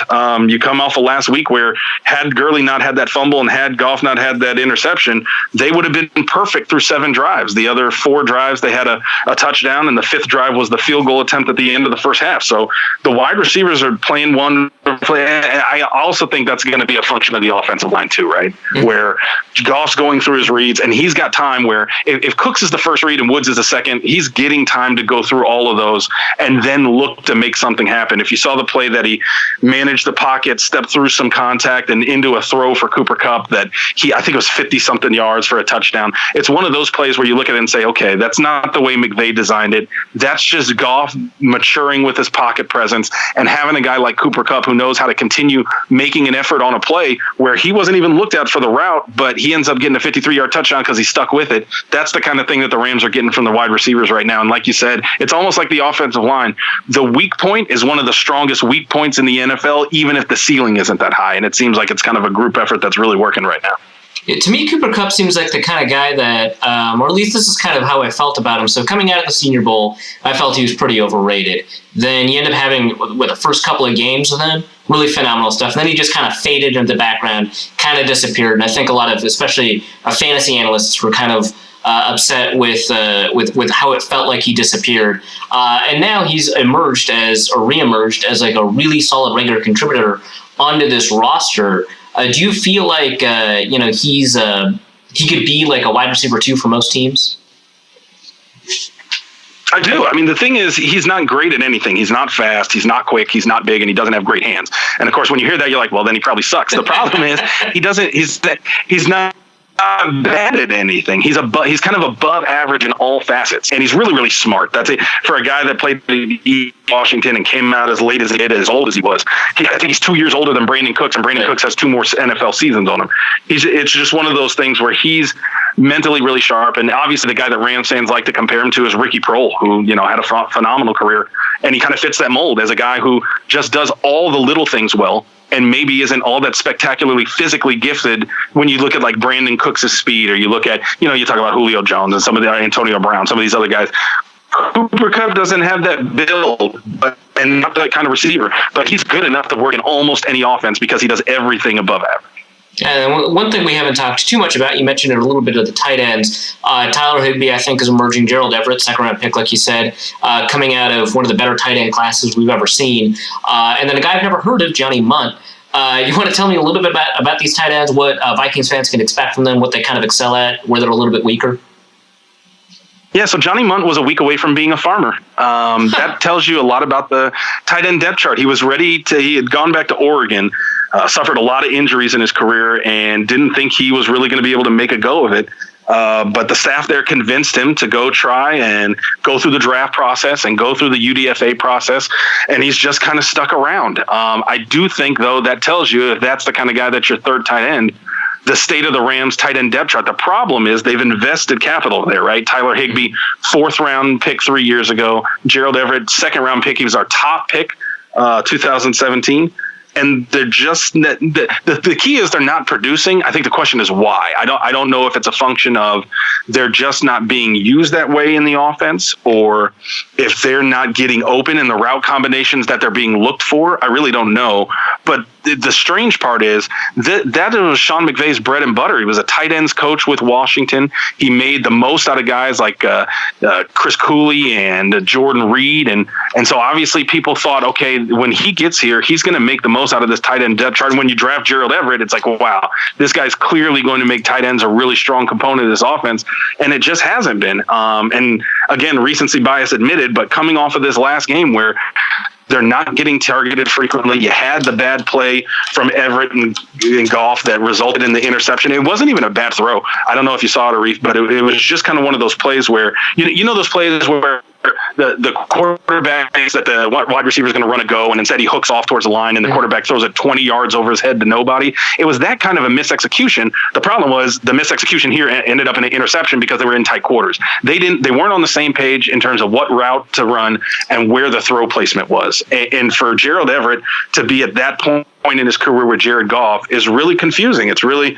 you got to wonder why they're not on the same page, why they're not getting more out of Everett and Higbee overall. But the thing you'd have to say is maybe that's just not going to happen. This is an offense that is as good as it is. If it's not broke, you don't need to fix it. Maybe that's just the way life's going to be for the tight ends for the Rams moving forward, and this is just what they're going to have to deal with. So the Vikings have given up 90 yards to George Kittle, 95 yards to Jimmy Graham, 40-odd yards to Jason Krug and Charles Clay, and I believe a tight end has scored a touchdown against the Vikings in each of these games. If not, George Kittle almost did. Do you feel like not that you're like an expert on sort of like what the intricacies of where the Vikings are weak or not on defense, but do you feel like this opportunity, let's say, for potentially a Vikings defense that might be weaker to tight ends and somewhere else might lead to additional yards for those tight ends, or do you just think the Rams are just going to trust kind of what those receivers can do and what Todd Gurley can do? I mean, that's the against a weakness, and that's kind of what it is right now for the Rams tight end usage, and I guess the Vikings defense is who's gonna win the battle of weaknesses, and I don't know. I mean, you'd have to think if you're looking at this offense and you figure out, okay, how do we beat the Vikings? The tight ends are the last place you're going to look if you're looking at the Rams offense. And it's interesting to hear that that's where the Vikings have struggled defensively, because I don't know, maybe the Rams consider going strength on strength and really, pushing the wide receivers and leaning on Todd Gurley, certainly the offensive line, the way they've been playing. I don't know. It's an interesting opportunity, but coming off the last game where they went to Gerald Everett to put in that touchdown and it didn't work, I think there's going to have to be some hesitancy about leaning into them, even if that's a deficiency from the Viking side of things. All right, well, let's switch sides of the ball, talk a little bit about the Rams defense, which I think has been grabbing a ton of headlines, or did in the offseason. Dominic Suh, Aaron Donald, Marcus Peters, Aqib Talib, and a bunch of people that I think more than fulfill their roles throughout the defense. Now, obviously, if Marcus Peters, I think, is questionable, Aqib Talib is going to be out. We'll talk about that in a second, but I kind of just want to talk about what's happening up front. So you got Michael Brockers, who I think in the 4-3 system the Rams used to run was one of the better nose tackles. You had Aaron Donald, who's the best or one of the best 3 techniques in the NFL. You're bringing in Dominic Suh. You've got a 3-man front, and it feels like from afar as an observer, it feels like the Rams didn't quite necessarily have a plan for how all 3 were going to fit together. But also that's okay because they're all playing really well anyway. Is that maybe fair?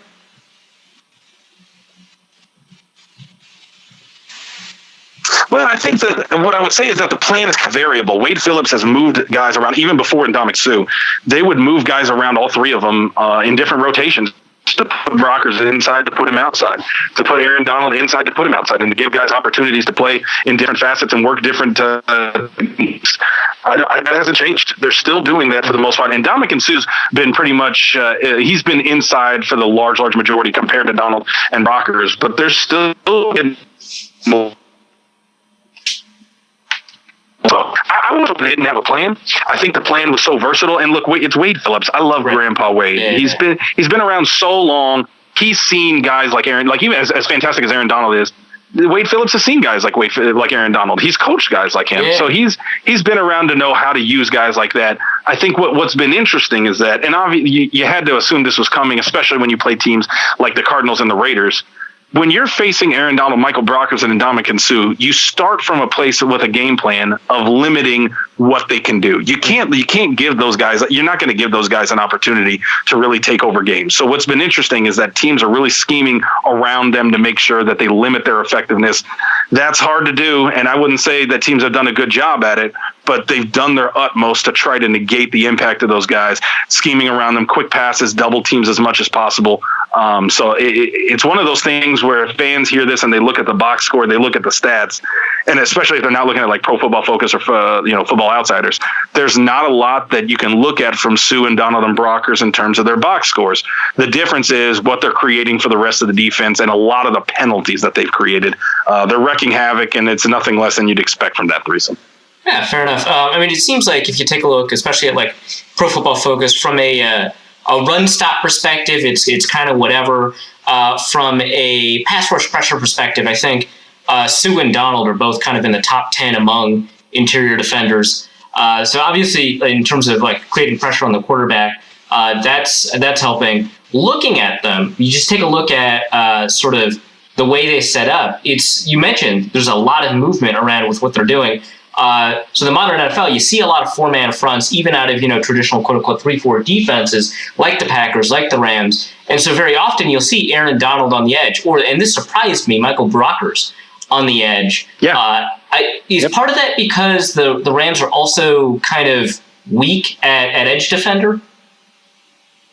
And on an inside linebacker, yeah, you'd have to say that part of the reason is that they're having to move guys around to do different things based on the call. I certainly think it had to do with it a little bit last year, especially as time went on, and the Rams weren't getting a consistent pass rush from the outside. Remember last year, they had Robert Quinn, Connor Barwin were the primary edge rushers.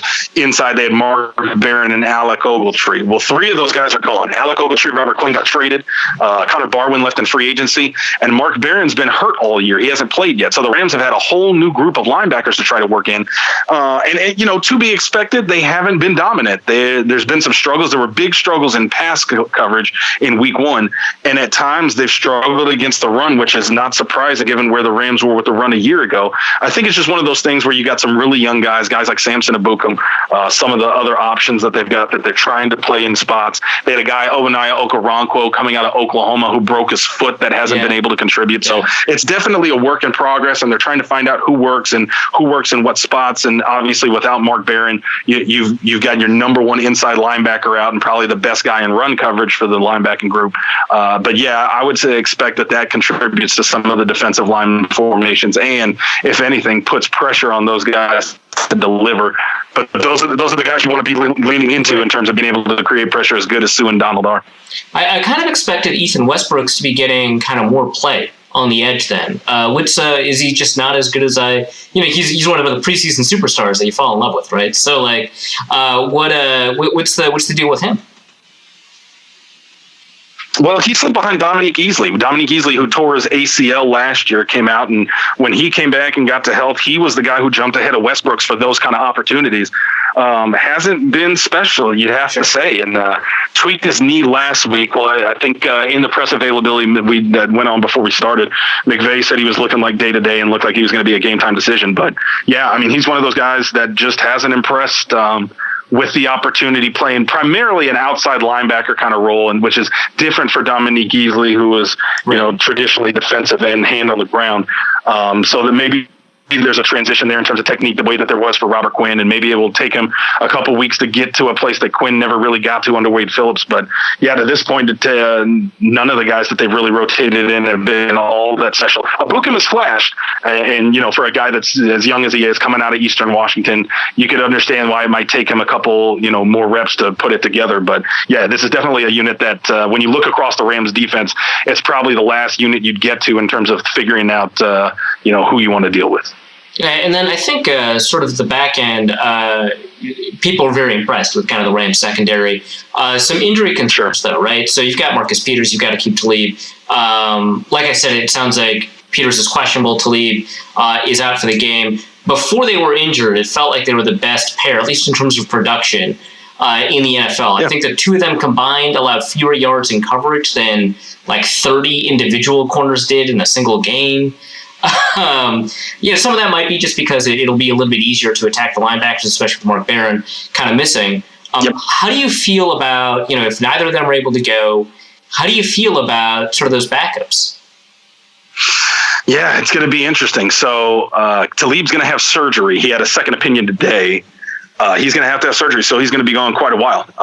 Talib, on the other hand, Didn't injure the Achilles. It was a calf strain. He's going to be game to game. I'd be shocked if he goes on a week, which sucks because, like you said, they were both playing phenomenal football. And it's true, just like we talked about with the defensive line, that was one of the points the teams were scheming away from. They were going to quick passing routes underneath and really attacking the linebackers and then working to the outside so you could get some favorable matchups for tight ends and whatnot. That's why Jared Cook had a phenomenal week 1 performance. It took Phillip Rivers and, Mike Williams to be able to really start attacking the cornerbacks. And that's, what we saw in week 3.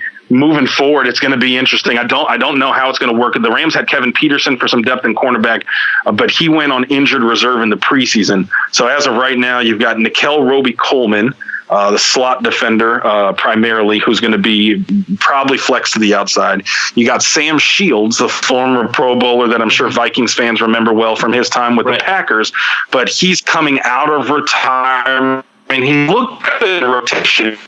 But, this is the moment that you worry about Sam Shields being back in the NFL full time. We'll have to see how he looks because I expect him to get some time. And then Troy Hill, somebody that 2 years ago was what's the opposite of a fan favorite? Kind of the fan scapegoat in the secondary that people were kind of wondering why this guy's still on the team. And yet a year ago, when Kayvon Webster got hurt late in the season, Troy Hill came in down the stretch and even into the playoff game, played really, really good football.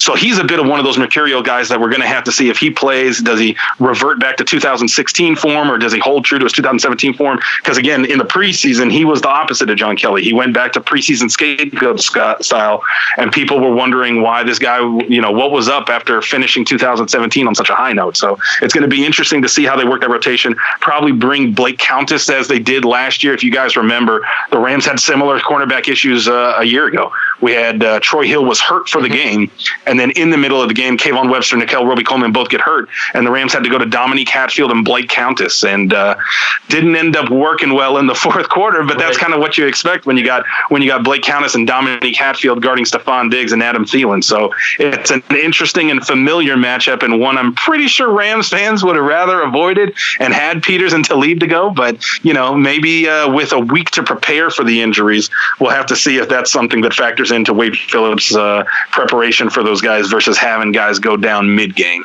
Sure. And then in addition to that, you've also got, those safeties. John Johnson, it sounds like, has been having either a great year or a very up and down year, I guess, depending on who you're asking. But for the most part, the reviews seem pretty positive. LaMarcus Joyner has been, around for a while and I think has flashed a lot. How do you feel about those safeties? They're very good. The thing is, they haven't really been challenged a ton in the passing game, and Johnson has had some issues, especially early on week 1. That was the real up and down game where he was getting worked pretty heavily until he pulled off an interception. I think it was in the second quarter. But in terms of run support, they're both above average.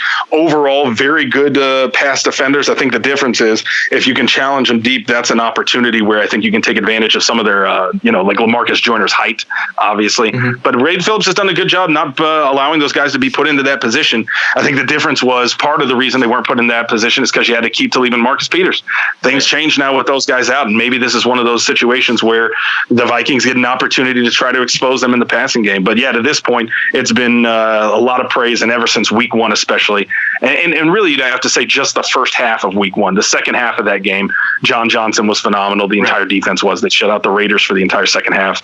Cardinals game, the entire defense was lights out from the first snap. The Cardinals didn't cross midfield until the waning seconds of the game. So that was just a dominant defensive performance overall. Last week, if anything, you'd credit Phillip Rivers for making some amazing throws that were pretty impossible to defend, and the Rams still did a pretty good job overall defensively. And part of that would have to be the play of the safeties. But they both look really good. It seems like height might end up playing a pretty significant role in this. The Vikings are very tall corners, even with potentially Trent Waynes being out. They've got really tall linebacker in Anthony Barr. They've got some decent height. If they want Jaron Kearse in there, they've got the tallest nickel corner / safety in the league at 6'5". And then on the other side of the ball, Nickel Roby-Coleman, if he's forced to play, he's like 5'8". You mentioned LaMarcus Joyner, he's also pretty short. The Vikings aren't super tall at receiver outside of like Laquan Treadwell, who they don't want to rely on. But both Stephon Diggs and Adam Thielen are like 6 feet tall, right? So taller than Joyner, taller than Nickel Roby-Coleman. Do you think, it doesn't sound weird, but it doesn't sound normal to say, do you think the game might end up kind of revolving around like the problems that these height differences could, generate? I mean, there's a chance, right? Because if you're just looking at the Rams defense, that's clearly one thing that they don't offer. If you're the Rams' resume on defense does not include their height. So yeah, I think there's certainly an opportunity to. I think it's also one of those things where you talk about the Vikings game plan. I don't know what they're going to try to do. If they try to replicate the attack inside, then that has less to do about height and more to do about just timing and effectiveness. And the Raiders were phenomenal at that in the first half. It was a beautiful game plan, and Derek Carr, Jared Cook did a great job, just quick strike work, and then being able to work in between the linebackers in the zone. They did a really good job. And then in the second half, Wade made some adjustments where he was able to bring the corners inside a little bit and take away Jared Cook's mismatches on the linebackers, and it just changed everything. And the Raiders didn't have a subsequent adjustment for anything that could work. And so I don't know. I mean, the Vikings have such a talented offense that you wonder, do you try to attack the linebackers on the Rams, or do you try to play to the strengths of the Vikings offense? That might be the first thing, more so than looking at any height mismatches. I mean, yeah, the height question is kind of silly, but it came up, so I needed to ask. Well, okay, two final things. So one, it's Rams football. Arif, and with Rams football, there's nothing that's silly. Nothing is silly. I think you'll find the same is true of Vikings football. Well, yeah, okay, fair enough. So two final questions. One is kind of very speculative, maybe unfair, especially because the Rams haven't had a loss yet. But, this is the kind of roster you take a look at it. And I think a bunch of people are saying this the offseason. Hey, once they lose, there's going to be tons of locker room problems. You got Talib, you got Peters, you got Sue. Do you think that there could be a little bit of rabble-rousing on this roster if things kind of go south? I don't know. And that's the one of the we've talked about it a lot, obviously, when you bring guys like that, and, the situation by which they were able to get Marcus Peters. I don't think you can talk about that enough. It wasn't that the Rams traded for Marcus Peters. It's that the Chiefs just wanted to get rid of him. Right. They did. When the trade happened, people were shocked and said, well, gosh, I guess, what else did the Rams give up besides a first rounder? And when it came out that they didn't even have to give a first round pick, people were shocked. And, I wasn't, because it was just a situation where they weren't looking to make a deal. They hadn't really been working the trade block for this guy for a long time. They just got to a point where they didn't want him in their locker room anymore. And so, yeah, I think there was legitimate concern that for a guy like that, not so much Aqib Talib, because Talib's history was more on-field history, right? Yeah. Especially with opponents, more so than his locker room issues. Right. I think the issue with Peters was the real dominant one. And I think one of the things you look at, and one of the things the Rams have talked about or I guess were public that they talked about privately, was the idea that they went through the coaching staff and went through the locker room and went to guys and said, how do you feel about this? And they went, they talked to Aaron Donald, and they talked to, Todd Gurley, and they talked to Roger Saffold, and they talked to Andrew Whitworth to make sure that everybody was comfortable with what they were doing. And once they got everybody on board, it was one of those challenges that they felt that they could handle, especially when you got, again, a guy like Wade Phillips, who has been in the league, I think 173 years. I think this is his 173rd year, something like that. And so, there's always challenges, whether it's, locker room challenges or, performance challenges. But the Rams feel, and from the outside, it's hard not to feel the same, that they've got the right kind of things in place to be able to handle that kind of stuff. You look at what's going on, obviously, with Pittsburgh, it's a bit of an extreme situation, but, the Bills, in terms of losing Vontae Davis in the middle of a game, there are other teams that maybe don't have some of those kind of stopgap solutions in place to be able to handle stuff. The Rams feel like they have it. And I think it's one of those things where until we get to a loss and until we get to some maybe internal strife, you don't know. But if they feel they have it, I think to this point, given their evaluation and performance of everything else that they've been able to deal with since they brought on Sean McVay and started this era, you got to feel like there's a reason to believe that they know what they're doing. And let's talk about sort of the real gem of the Rams, the special teams unit. Even without Greg Zuerlein, I think we can say that this has been one of the best, most consistent units throughout the NFL for the past couple of years. Use as many superlatives as you want and talk about the Rams special teams unit so far. As legitimate a weapon as the offense, a complete game changer, personnel indifferent. Yeah, that's fair. And complete. So when I say personal and different, one of the things that's been funny is John Fossil got on during the Jeff Fisher years. You go back in 2012, 2013, everybody's like, wow, we got a really good return man in Benny Cunningham. And then, you can fast forward to last year and you're like, wow, we got a really good return man in Farrell Cooper, and he goes to the Pro Bowl. Last week, we pick up JoJo Natson, who's about another guy who's 5'6", that Rams height, had, shown some speed and some agility in the preseason. They put him back there in week 10. He looks phenomenal. And you're saying, wow, we got another return man. And I think the obvious, the deduction you'd have there is it kind of doesn't matter. The Rams, they block well. They're sound philosophically. They execute in whether you're talking about kick returns, punt returns, kicking and punting. They're good in all four phases. And Corey Littleton had his third punt block last week that resulted in a touchdown. That came off of that interception that Jared Goff threw towards Gerald Everett. Derwin James tried to take it out of the end zone. That was not the wisest play. It was a rookie play for a rookie kid. Right. And the Rams were able to get the stuff and then get a punt block. And that's the thing is nobody's surprised at that. That's just the run of the mill. And, unfortunately for a guy like Johnny Hecker last week, only got a chance to punt once because he's a weapon, record-breaking punting contract. You kind of like to see him punt. He's that good that you want to see your punter every once in a while. But, it's just one of those things that especially when they had Zuerlein, a guy that can kick 60, 65-yard field goals, this is just a complete special teams unit. And it's one of those things that sometimes you wish got as much love as the offense or defense as good as the Rams were last year because the special teams are really just that good. What do you think about Sam Ficken? That's different. So here's the problem, right? It's one of those things where when Sam Ficken got added last year, Greg Zuerlein hurt his back. It had been something he was dealing with throughout the year, but didn't really address it. I think until week 15 against the Titans, I believe, and had to be pulled out for the rest of the season. This year, he hurt his groin in the pregame in week 2. There's no real confirmation that the two are related, but obviously as a fan, you start to wonder, right. Okay, are these things going to start piling up various issues because, his body's just adjusting to putting weight in different ways. But when you get to December, when you get to late December and you're having to give tryouts to kickers, the kind of kickers you can get are the kind of kickers that are available for tryouts in late December. Right. And it is what it is. He missed an extra point. He missed a 30-yard field goal. This last week, he missed a 46-yarder. It's for whatever reason, the Rams feel comfortable that he's the best of the rest, that this is the guy that, is their go-to option without Greg Zuerlein. The results have not been inspiring. I think that's fair to say. More than anything, I think fans are really, really worried that in a game like this or any game down the stretch, and certainly if we get to the playoffs, that it's going to be a close enough game that we're going to have to rely on a guy that's missed as many kicks as he has in such a short time. The problem is it's the NFL. You go back 2 weeks ago, the NFL had a kicker problem. And this is not a problem that's specific to the Rams. It's a problem across the NFL where it's just tough right now to get consistent kicking talent. And that, if anything, is a reason to give Greg Zuerlein more praise. As awesome as he was last year, he was headed for the NFL single season scoring record. And like I said, with the leg that he's got, you just feel appreciative to have a guy like that when you have him. The Rams don't have him right now, and you want him to be able to get right and get back to 100%. But you also want that to happen pretty damn quickly because otherwise you got to rely on Sam Ficken, and that's scary. I think the Vikings fans have empathy but not sympathy. Fair enough.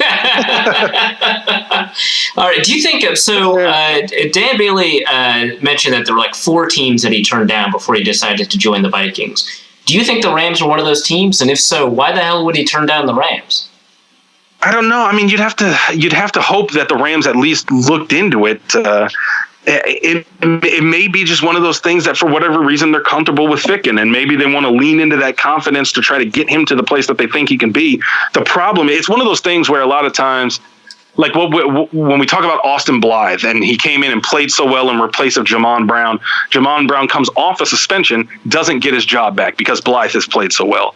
You got Mark Barron out with an injury. He's going to be coming back. Most people expect him to just go right back in. A lot of times what coaches and teams have to deal with is what they're seeing in private, in practices, in the moments that fans don't see that changes things. Maybe for whatever reason, John Fossil, the special teams coordinator, has seen something in Ficken that he really likes that's not coming through in the games. Because I'm telling you, Arif, it's not coming through in the games. But otherwise you'd have to wonder why the Rams didn't consider Bailey too, and why, like you said, if they did, why Bailey wouldn't have been as interested. But to the Vikings' credit, the Vikings and the Rams are kind of right there, toe to toe in the NFC, and you can understand why somebody might say yes to the Vikings and no to the Rams. I know it seems obviously coming off of week 3 like there's a big disparity, right? But I think that could be a little misleading. If you go back to the beginning of the season and week 2, you would totally make the case that the Vikings and the Rams are right there for teams you expect to be battling it out in January at some point if they are able to get through whatever other challenges they get before then.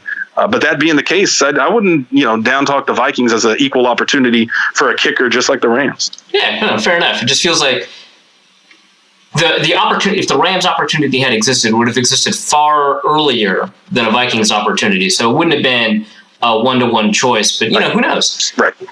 So I guess I keep on saying I've only got one more question, but like the way you're characterizing this, potentially the way that the Rams are thinking about Ficken, it sounds like they're just like developing him so that he can get like cut for, because Zerline's going to get his job back. So like they've got trust in him and faith in him that long term he's going to turn into this kicker that they want him to be. And as soon as he turns into that kicker, Zerline's back. You let him go, and he starts kicking really well for the Seahawks. Like that sounds not great.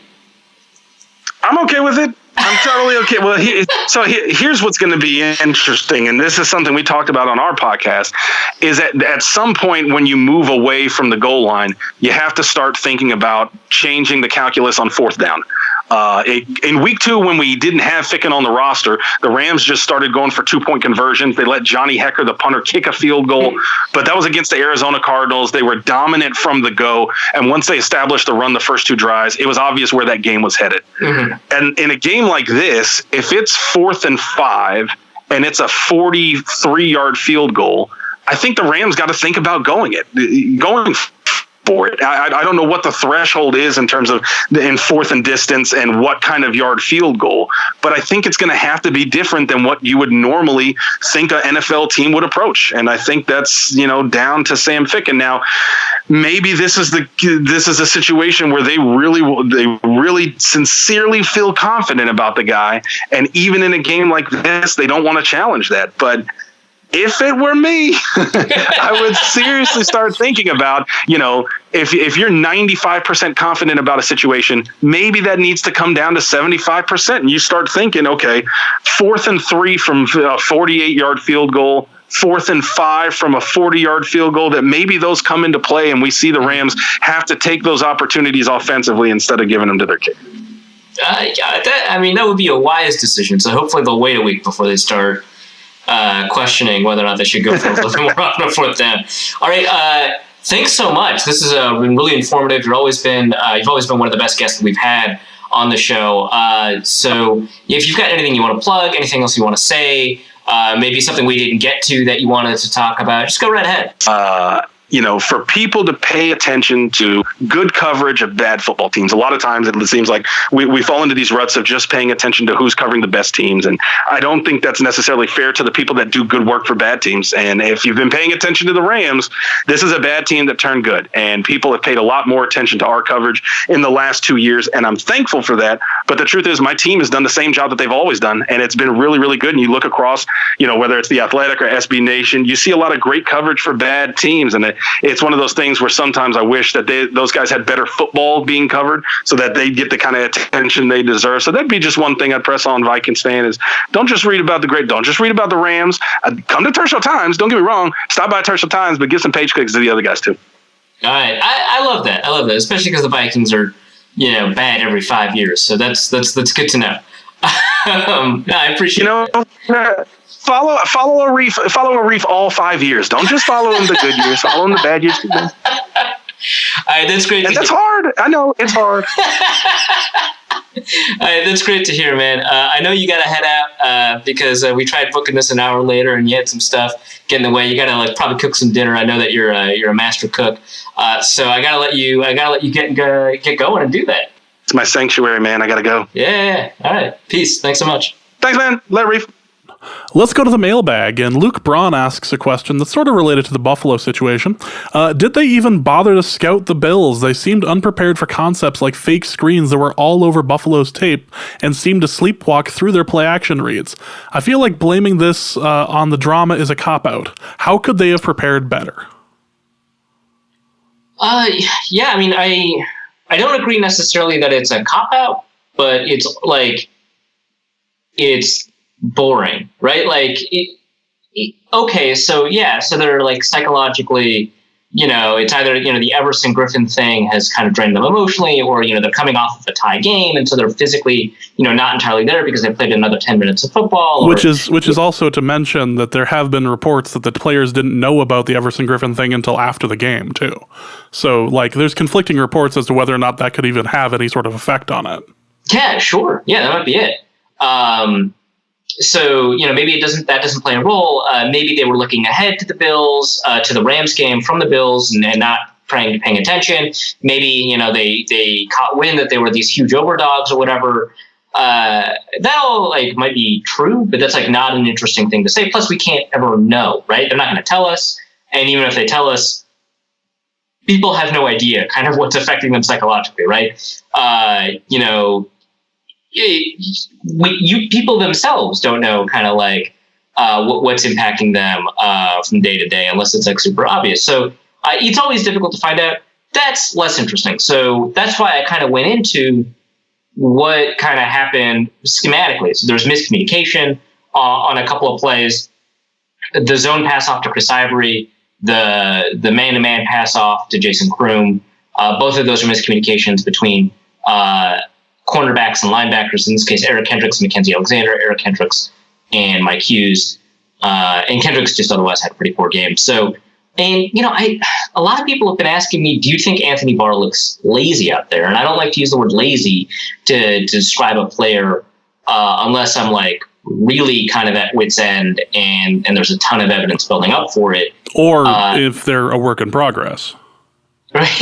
Right. Well, that is a neutral term. So you can just use that whenever. But yeah, I don't like to speak to things like body language and stuff like that. So I don't think he lacked hustle, but Luke Inman tweeted out that he thought Anthony Barr lacked hustle. I thought the play that Luke tweeted out is actually a really poor example of that. But there are other plays that Luke was talking about. I got a message from somebody else who's not even a Vikings fan. He covers another team professionally, and he breaks down tape. And he was like, hey, does Anthony Barr, is he not hustling? Is he lazy? So obviously someone else saw something.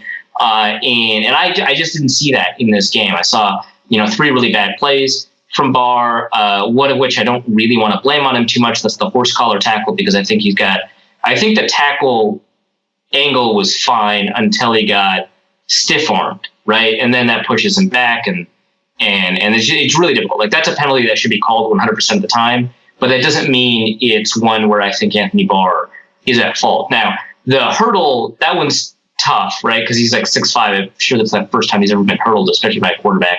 Yeah. And he didn't even go all that low. Can you imagine if he would have connected on that?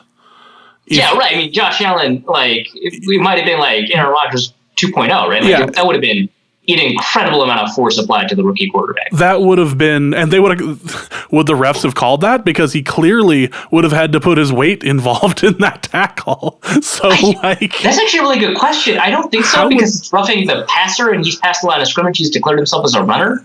Well, yes, but I mean, who knows, right? This whole environment, that's weird. Yeah. Not to interrupt your point on Anthony Barr, but just with how they're trying to protect quarterbacks and everything, it wouldn't be completely out of the realm of possibility that they would try to call some form of unnecessary roughness on that, and just kind of everybody but Cam Newton. Yeah. Cam does not get the benefit of the doubt on any of this, because Josh Allen, though, he's old enough to get those calls. Yeah, exactly. But yeah, just if Anthony Barr would have connected on that, I think it would have been incredible. Yeah, it would have been incredible for Vikings fans. That would have been like the Deadspin highlight of the month of just because this is the second time in 3 games that a rookie or like newer quarterback has done something incredibly stupid around the Vikings. Jimmy Garoppolo in week 1 had that weird, weird head slide or whatever, and your only thought was, boy, I hope he learns to slide because otherwise he's going to get really hurt. Then week 3 happens, and then watching Josh Allen try to hurdle a guy, like, oh, dude, that is a poor life choice. Right. You got a highlight out of that, like you got a little moment on SportsCenter. You're going to need to slide because that's going to lead to like not being able to move your arms or legs. Right. So yeah, it really should have been his welcome to the NFL moment, honestly. Yeah. But yeah, and then the face mask penalty, that's entirely Anthony Barr's fault, and he was slow to, I think, a tackle or two. But I think for the most part, he actually had a pretty good game. He ended up getting a ton of pressure, which people have been asking for him to do, and then in the game that he does it, no one brings it up. Which I kind of get because it's like a loss. Like, why do you want to like commend like this niche of a player's game? Well, it's the Treadwell. It's the Treadwell game. Treadwell gets a touchdown, and then on that same game, everyone's trying to cut him. Like, dude, really? I've been doing what you guys have been asking me to do. You're right. Yeah, exactly. But yeah, Anthony Barr, he gets pressure on, I think, more than one snap in the game as a pass rusher. I think he had the highest pressure rate, which that's not unusual for linebackers on blitzes, but it's notable. He ends up getting, I think, 2 stops in the run game. Pretty important given how important the run game ended up being for the Bills late in the game. He ended up putting together, I think, a pretty decent performance, especially in that third quarter. I don't think Kendricks has had a good game this year, right? When everyone's talking about Anthony Barr, and they want to like call him like lazy or whatever, and he's had some really bad moments. And in fact, he's had worse public moments than I think any other member of the defense, right? Because the highlights are occurring to him. But also, he's playing better than Eric Kendricks. He's only given up 15 yards in coverage. He's got like 6 quarterback hurries. He's got like 4 run stops behind the line of scrimmage. He's got a bunch of good stuff that's like hidden, a bunch of bad stuff that's public. He's not playing like a really great linebacker or anything like that. I'm not saying that he's not even good right now, but he's playing a lot better than I think a lot of people are saying, and he's playing better than Eric Kendricks hasn't had a good game yet. And I trust that he will have a good game, right? Because he's Eric Kendricks. He is supposed to have a pretty high floor. Anthony Barr is the one who's volatile. And when he has those low floor moments or low floor games, that makes sense. It kind of fits. He's had an entire awful year, right? But yeah, it is kind of weird. I think the discussion surrounding Anthony Barr has soured a little bit because of the nature of the 2016 season. The fact that Zimmer said in December of that season that he was coasting, and he admitted later that that year that he was, lazy, which people hate when players admit that they're lazy, even though that's like probably a sign of growth. And then he has these very public moments where he's failed, and then of course he hasn't signed a contract, and people are thinking, maybe he's demanding like $18 million a year or whatever, and we don't know what he's demanding. Maybe he wants edge rusher money, in which case, bye. But in the meantime, he's a linebacker for the Vikings, and he's put some good plays together, some really bad plays. I mean, they're not targeting him in coverage. They're targeting the guy who's supposed to be good in coverage. They're targeting Eric Kendricks. So, yeah, that's my rant about Anthony Barr, who I am defending as an average player. He's average for you guys.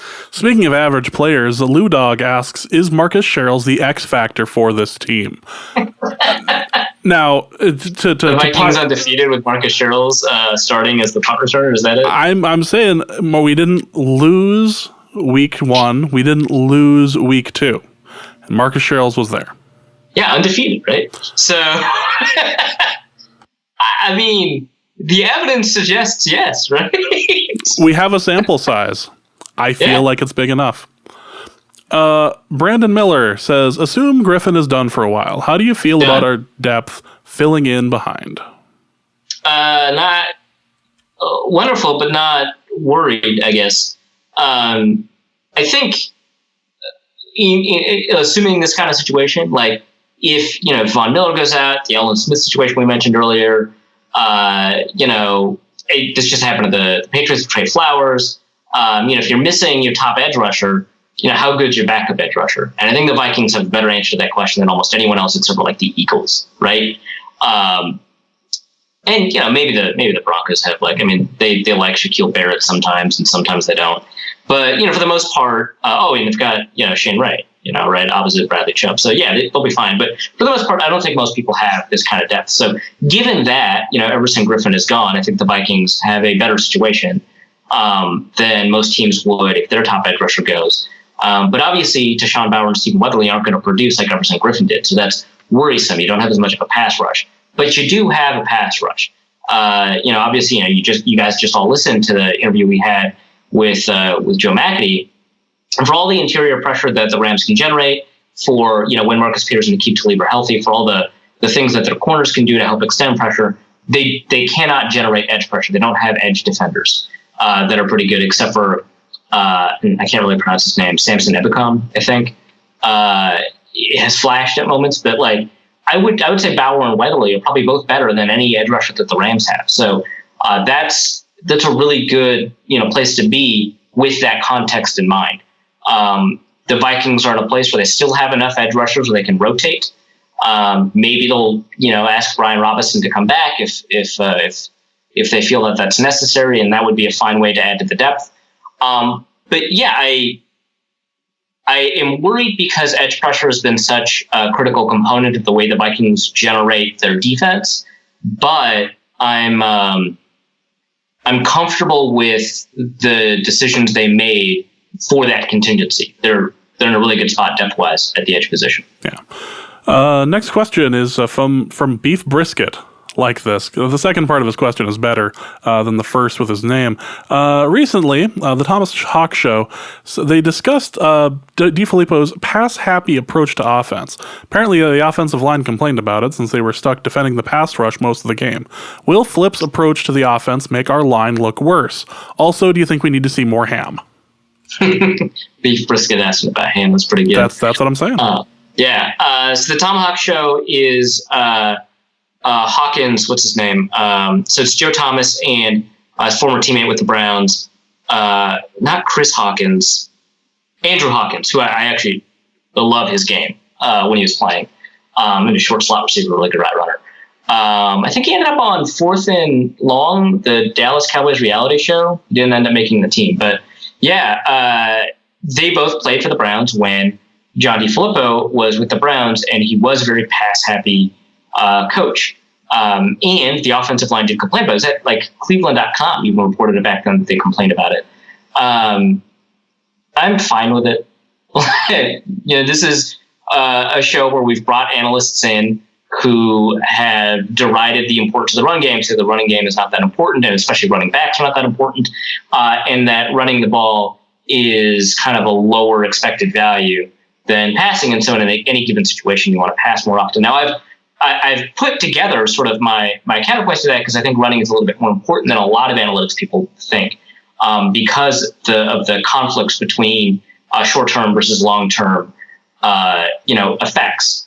But, the response to that from the analytics community is also correct, that when we see rushes decrease, we haven't seen a proportional necessarily decrease in the passing game. So we haven't hit that point yet analytically where that analysis shifts, where it's no longer optimal to run. So I get that. Obviously, this is important kind of coming off a game where the Vikings call 4 runs, only have 6 runs because Kirk Cousins scrambles twice. And I think it did exacerbate the pressure problem because it was very easy to predict that the Vikings would pass the ball. That said, I think Flip was right. I don't think it would have made sense to run the ball in any of those situations. Establishing the run does less to make the play action game useful than effectively design play action. If you don't run at all during a half, I guess then the play action is not believable, and they didn't use play action all that much, so it kind of doesn't matter. But I think the pressure problems were not related to that that much. You might have been able to loosen the problems with pressure by running the ball. And that ends up bringing up a different, interesting sort of discussion. If you pass the ball on a particular play and if you run the ball on a particular play, your expected return passing the ball, usually measured through expected points added, is going to be higher. But if you pass the ball under pressure versus pass the ball without pressure, your expected return is going to be lower. And so at what point, what increase in the likelihood of pressure, what's the risk percentage, the likelihood of pressure coming in, where running the ball is superior because of the amount of pressure that comes in? And how much can running alleviate the pressure? Those are two questions that are very difficult to answer. I don't think the analytics community has built-in answers to that yet. So, that's tough. I think generally speaking, you take a look at the run-pass splits in Cleveland. I don't think Flip was wrong. I think he was mostly right. I'm okay passing the ball more. The offensive line's going to gripe, especially because running the ball means you get to attack defensive linemen. Passing the ball typically means you have to take the defensive lineman coming into you. So it's an attitudinal thing, and it sucks. You want to be able to be aggressive as an offensive lineman. So the offensive line can complain, but I think passing is superior, and I'd like to see the team transition from where they were in the past as a run-heavy team to a pass-heavy team, hopefully in situations where they're in games instead of out of games. Be a different change of pace. Let's go with Brian Jellerson. Arif, Lord of Football Statistics and Analysis. Please tell me there is some weird stat about teams that lose to a bad team and followed up with a win against a very good team and or go on to win the Super Bowl. I need a pick-me-up. I can think of one. That Giants team that beat the Patriots in the Super Bowl was absolutely demolished by the Vikings in Week 17. Yeah, that's true. Yeah, they went into the playoffs and ended up winning the Super Bowl. So maybe we just need Eli Manning. Yeah, I mean, we got a different NFC East quarterback, but yeah. Yeah. I think generally speaking, the evidence suggests that teams bounce back, but really I think it's more because people tend to over-adjust their expectations. I think teams coming off of bad losses end up having a winning record against the spread. And I think that's because the spread underestimates or overcorrects, basically. So the public money before sharp money comes in on Tuesday and Friday, the public money for the most part overcorrects for the most recent game. So I actually think it'll look like the Vikings have picked up. They don't even have to win, right? They just have to look competent against the team that's leading everybody's power rankings, the Rams. It'll look like the Vikings have picked up and quote unquote moved on. And that's mostly just because they're a good team that had a bad day. So yeah, I don't have a stat. I think teams with like these massive against the spread blowout losses tend to look better against the spread the next week. I think that's what I've heard. And it's not like we don't have a dumb loss like this every year under Zimmer. We just need to get punched in the face once in order to kind of wake them up. Yeah, 85 Bears had a bad loss. I think against the Bucks, I want to say. Yeah. It's possible. Let's go with Kyle Slaby, who asks, would sacrificing Don from Ohio to the football gods anger them further or appease them? Or is Minnesota cursed? Only one way to find out. Only one way to find out. Don from Ohio, speaking of, says, Dear Hassan and Mr. Pogo Stick, instead of color rush uniforms, wouldn't the NFL be smart to have throwback uniforms for Thursday night games? Smart how? I think it would be better. But I think in terms of like jersey sales, it's smarter to have new jerseys. So, yeah, it. Despite the fact they tend to like look weird or awful. Yeah, awful. They tend to. Not all of them have been bad, but they tend to look awful. No, but yeah, I would prefer throwbacks for sure, 100%. I think the NFL's bottom line prefers the color rush. This is where I have to ask: do we know which throwbacks are being used this year? Oh, I don't know. I'd love for the super dark purple with the bands at the end of the sleeves, like basically the 61 throwbacks. I'd love that. I just did 98 throwbacks wouldn't be bad. I don't want the blue uniform. I just did a quick Google search and I can't find them. But I swore to God, if it was going to be 2010, I was going to lose something. Like I was just gonna throw my mic and my mixing board out into the street and just cover XFL games from here on out. Like this is the number one podcast for your Minnesota Lynx. Like I wouldn't be able to handle life if they were doing the 2010 throwbacks this year. I mean, fair. Although the Lynx had kind of a bad year too. So, well, I could handle that. Yeah. Whatever happens with the Lynx, at least it's not this whole weird Timberwolves thing either. So like, just right. The Timberwolves got weird for 1 week, and the Vikings were like, "Oh yeah, you think you're the weirdest game in town?" I hate this phrase, but hold my beer. Like right. that's all that ended up happening there. The Vikings like, oh, you want to show that you're the most dysfunctional franchise in Minnesota? Hold on a second. Hey, watch this. Also, Don from Ohio asks, now that Kyle Segal is a dad, who would be the better godparent, James or Arif? Please give examples of what you can offer this child over the other person. Wait, James, it's not even close. What is this? Obviously the parent. Like, obviously the one who has the kid and has the experience. Right, yeah, like, I feel lost all the time. I don't even like kids. Like, Arif is just going to turn this into like a 10,000, 17,000 word piece on The Athletic about why you shouldn't have kids. I've made this argument. People don't like it, so I don't tend to make it too often. Why you shouldn't have kids? That's all right. I get into conversations with the girlfriend about why I don't believe in marriage, and that's going well. That goes well, yeah. I just imagine like Kyle's kid gets like a scrape on his knee. I'm just like, I don't know what you do. You pour whiskey on it, and like the kid's like, do you pour whiskey on your scrapes? Just put a Band-Aid on it. I'm like, yeah, it makes sense. I'm sorry. My mind was sort of, you're a kid. I don't know. Yeah, like it's different when it's your kid, because there's like some like weird bond or connection there. It's like, oh, okay, I it's not an obligation care for you. It's like, okay, I care for you. Let's go take care of this. It's kind of like the babysitting thing. I'm a parent at this point, right? Like I didn't form this bond with this kid. Like it's Kyle's kid. Kyle presumably is dead. I want to care for the kid, but like, so you're walking around. First off, you're walking around pantsless as to not confuse the kid. Right? So, yeah, you got to get the kid to be in a familiar environment. So you got to be pantsless. Yeah, that's kind of an obvious. Yeah, no, Also, for the record, it's not that I don't believe in marriage. It's just that it's funny to like make certain people like mad.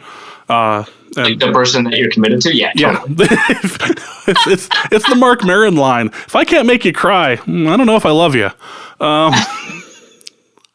But no, it's sometimes it's just important to well, if you've gone through the dumb stuff I've managed to go through over the past couple of years, it makes sense to be a little salty. But yeah, no, that's fair. Yeah, it's a good look for me for some reason. I don't understand why.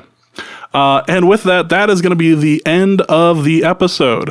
That's going to be it for shows this week, because we have the Thursday game. So go ahead and look for our new episode next week.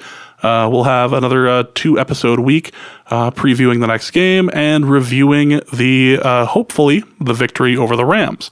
So that is going to be it for us. Arif, what do you have to plug? Yeah, so I mentioned this a couple of times. I've got a piece breaking down what went wrong in the Buffalo Bills game. A lot of people told me they didn't want me to write this piece because you'd have to relive the Bills game, which I totally understand. But it's gotten a really positive reception from a lot of people. And so I definitely recommend checking it out, just to at least see kind of what issues the Vikings want to work on going forward. And then also, I've got a piece kind of breaking down the Rams, what to expect, maybe sort of what concepts would work in beating back the Rams.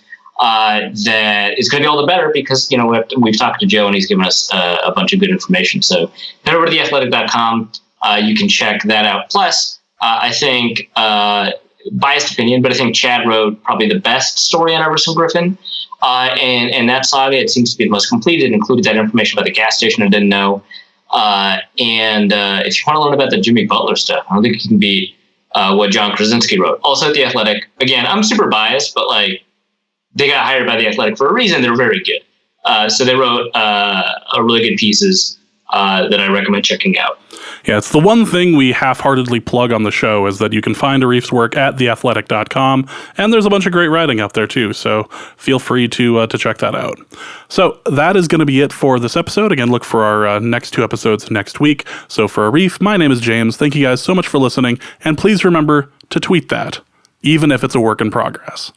And we will see you next week. Norse Code is the largest and only division of Norse Code LLC. You can find Norse Code on the Daily Norseman, SB Nation's Vikings blog at dailynorseman.com. You can also find it on iTunes, Stitcher, Google Play Music Podcasts, Spotify, or wherever fine podcasts are aggregated. Our Vikings blogger extraordinaire and generally useful human is Arif Hassan, and he can be found on Twitter at Arif Hassan NFL. I am your producer and co-host, and my name is James Pagashnik. You can find me at the show's official Twitter feed at Norse Code DN. If you'd like to donate a few bucks to the show, you can make your one-time donation at paypal.me/NorseCode, or a recurring monthly contribution can be made by visiting patreon.com/NorseCode. Any questions or comments that won't fit in a tweet can also be sent to norsecodepodcast@gmail.com. On behalf of the Norse Code staff, we thank you so much for listening. Our formula is this. We go out, we hit people in the mouth.